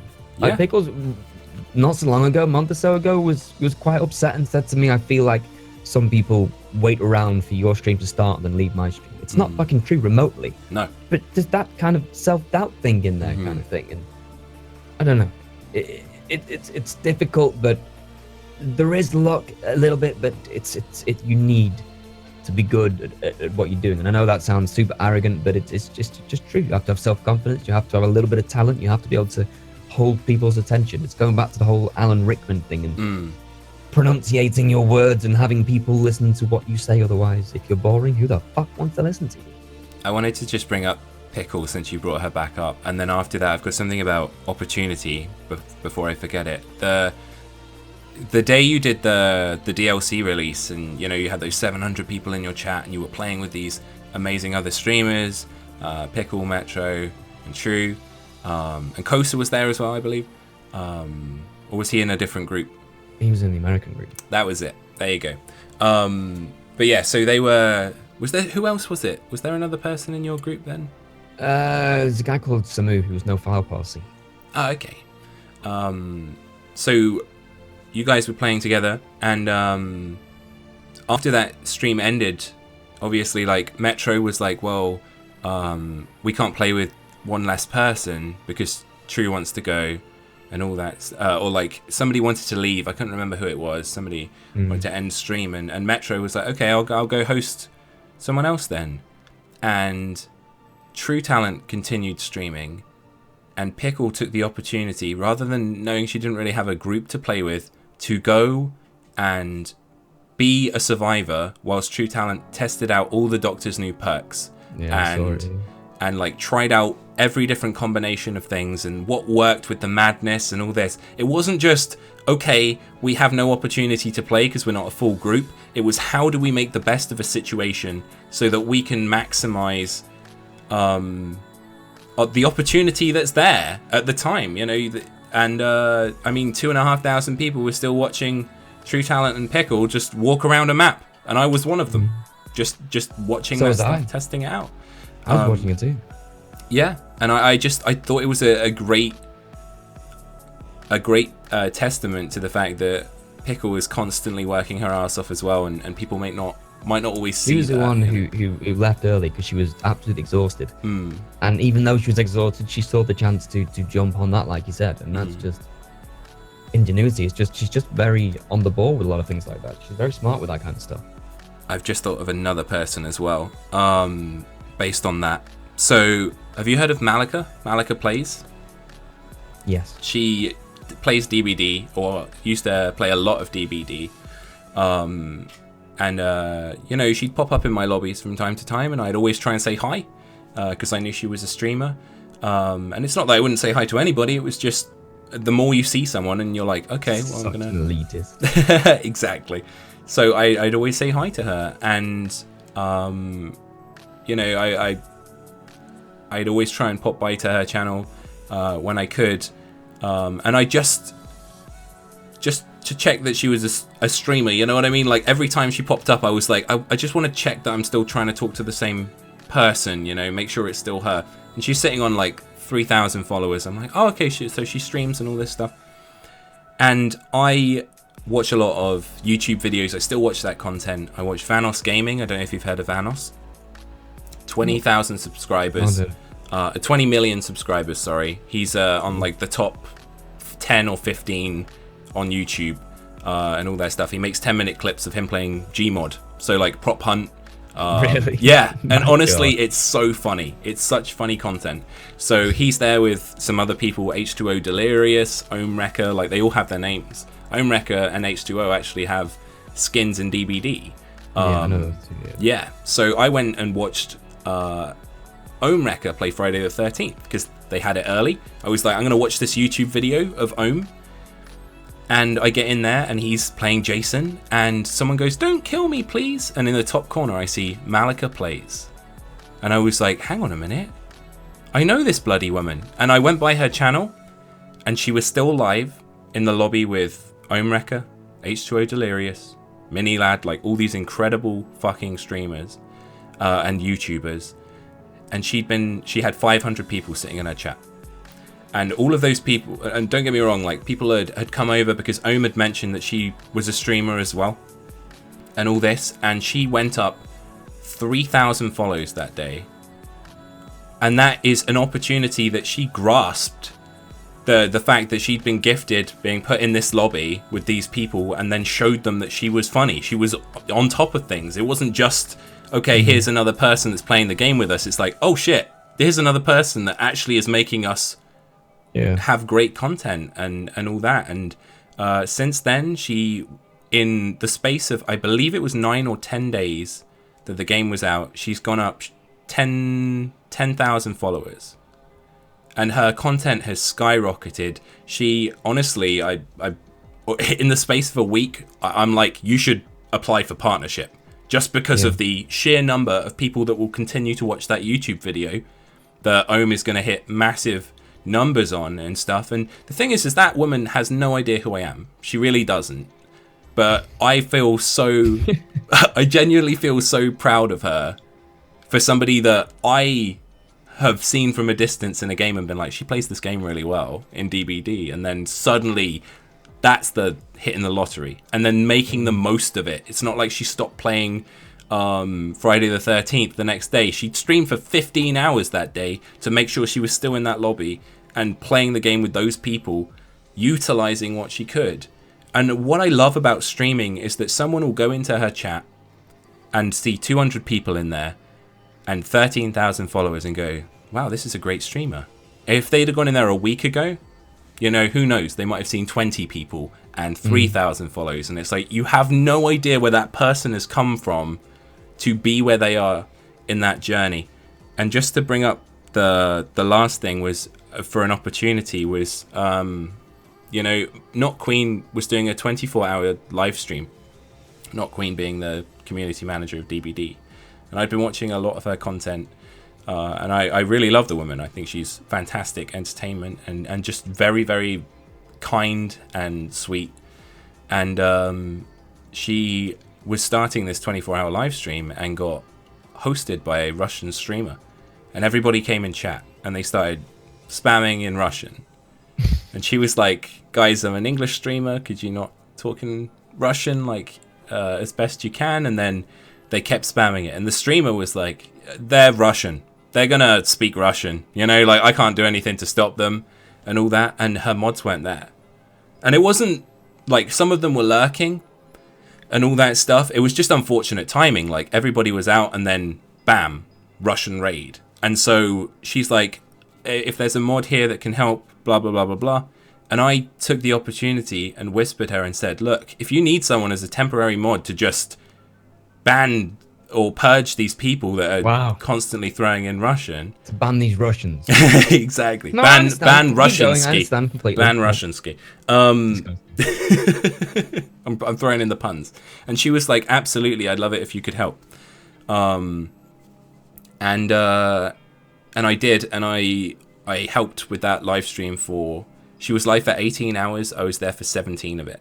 I managed to stream for like 6 hours in the middle or something like that. So it was like 12 hours that I was legitimately there, but I made sure I kept an eye on what she was doing throughout that time. 12 solid hours of banning Russians. Exactly, you know it. This guy is disgusting. So, and the thing is that afterwards she was like, thank you so much for the help. You know, if you want to keep the sword, it's yours. And it's like, that was just an opportunity that I saw somebody in need of help that I just genuinely wanted to help. It wasn't about the sword. I didn't care for the sword. I just wanted to make sure that she was not in that position where her chat was gonna blow up and she was gonna feel out of her depth, and all that. And she is a fantastic human being, and she has some of the best mods out there. I really love her mods, and they're very protective of her and look after her.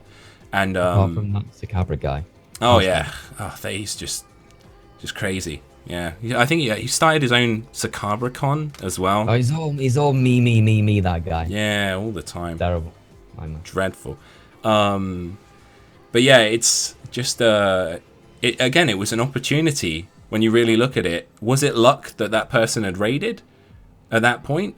Probably in some respects. Was it luck that the mods weren't there for 5 to 10 minutes? Like, why they were all out just, and had they started purging, would I have taken the opportunity 3 years ago before I was streaming and stuff, back when I had far less confidence? Would I have even spoken up?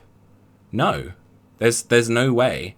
But to be in the position where I had the opportunity to help, and I took it upon myself to do so, and you know, it's really opened my eyes up to the fact that, like you were saying, it's if you grasp those opportunities, you're going to be in a far better position to help yourself as well as help everyone else, you know. I agree. I feel like we're coming to a natural close in many respects for the podcast, especially because today is the day of my anniversary. I have been streaming on Twitch for 1 year today. 13 minutes in. Exactly. There you go. Yeah. And there was something I've written down, because obviously, like, I tried to keep notes, like podcast notes and stuff, because my brain is a complete scatterbrain. And I wrote down "Life's too short," because you were talking about t-shirt slogans about an hour ago. And people always bring up this fascination with the phrase "life's too short." And I don't feel as though it is. I feel as though when we start off as babies and stuff, we have no concept of time. We don't understand how lengthy time is. So when you leave for 5 seconds, they think you're gone forever, because they don't know if you're coming back. And I feel like it's the same with dogs. They don't really understand it either. And as you get older, as more time passes, you understand how it works. You understand that, like, okay, I'm already a quarter through my life. Oh my goodness, how did I do that? You know, I'm halfway through my life potentially now, etc., etc. And people are going, life is so short. It's like, no, it's fucking not. Just make use of it. Realize that if you're saying life is too short, go out and do something that makes it far less short, because you're doing the things you want to do. And I feel like, you are a perfect summation of the fact that life is not too short, Morph, because you absolutely make me laugh on a constant basis. And I was one of those terrible people who used Sprint Burst and like DS and all this stuff coming out of the Moors stage. And that second stream that I watched you were screaming about the fact that the people are fucking dreadful at this game if they run Sprint Burst. And I honestly couldn't understand how you could run without Sprint Burst. Like, watching you play with Bond and stuff, I was like, how on earth is this guy surviving? This makes no sense. I'd never seen that style of play at all. And taking it off, honestly, was one of the best decisions I made in that game. And that is, again, down to you. And I think that was a big testament as to why I suddenly realized that I can get caught up in those moments of being like, well, here's my facts. You know, I know that statistically I can get out of these matches because I have this perk. And it was watching you break the mold and be like, here's the line with you with Sprint Burst, here's the line with you without Sprint Burst. If you want to get to the point where you can run without it, you'll probably be a much better player. And then I had to put that upon myself to take the opportunity to go, okay, I'm going to now put in the effort, the time that it's going to take to run without Sprint Burst. And it's like, and then, you know, I fucking hosted my own tournament 2 days ago and talked about the game, and the people that were making it through didn't use Sprint Burst until like the third round when they had 2 perks left. You know, it wasn't the people that used it immediately, it was the ones that knew when it would matter most. And I just feel like that is definitely something that I just wanted to bring up with you. You know, you don't often get a chance to talk to people that you have an awful lot of respect for on a one-to-one level like this. And I really do feel like we could do a lot in the future of podcasts and have some really good discussions. And they probably won't be as deep as this one has been all the way through. We can go deeper. There you go. Exactly. Yes, exactly. I want to talk about 1975's Jaws. And we're going to need a bigger stream. And other stuff like that. But I just, in general, man, it's been an absolute pleasure to have you here. And I've enjoyed it. It's been good. It's been good fun. Thank you for helping make this week be even more amazing. And already it's been an absolute dream doing all this stuff. So yeah, we'll have to continue this another time. We'll maybe get some discussion topics and whatnot, because obviously at the bottom with my overlay I want to put what discussion topic we'll have for the week. Maybe we'll get a different emote from Morph each week that we could put in the box. Maybe at some point we'll do some 3-person podcasts, because I'd love to get Tia involved. I'd love to have Tia, me and Morph. That's why box below us is going to be available and all that stuff. And not in my emote box, she won't be. No, she can go in my bit box. That's fine. There you go, exactly. Although I'd love to see her with a monocle and a top hat like that. That would be pretty impressive. Well, we've seen her with a mustache. Exactly. She's already stealing your mustache. She's going to have a black and white. You get away with that. She was like, okay, I've raised $3,000 or whatever over the course of 2 years for charity. Maybe I can put on a mustache for 5 minutes. And you're like, no! Unacceptable. But yes, I'd love to do more in terms of that. We also, just before we finish, I did my first Destiny raid the other day with Tia, and her, Blood, all these other people that we ran it with, Buoyancy of Citrus, I Have No Toes, and GTA. That was the first Destiny raid I'd done, and Tia has probably close to, if not more than 1,000 hours in that game, and Blood definitely does have 2,000 hours in that. And she said it was the most fun raid she'd ever done, of all raids ever. And it's like, that is... He was ending the podcast by bigging himself up. Just like he ended that YouTube rap video with the 1 minute. Yes, let's talk about that rap video. Thanks for reminding me, Mr. Moon. Let's talk about that.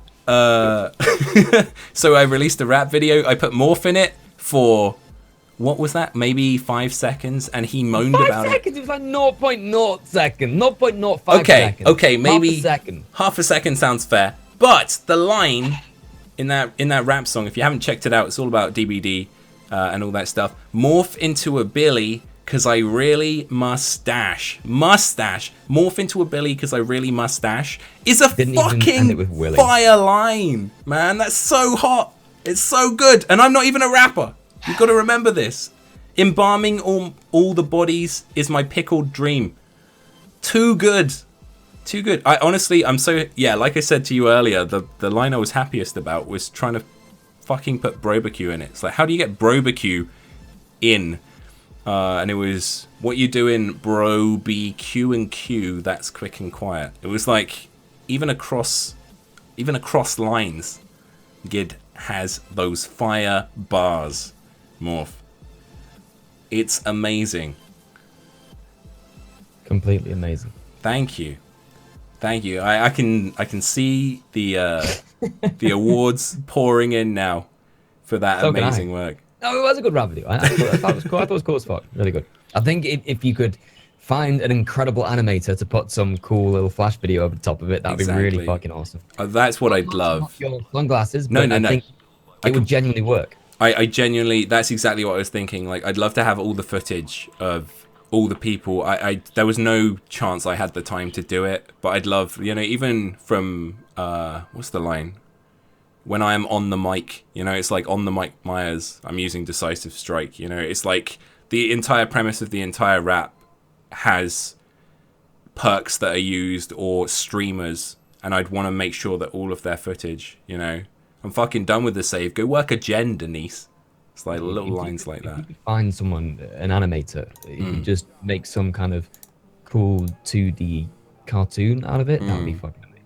Yeah. I've seen plenty of videos out there, so there'd be someone who'd do it.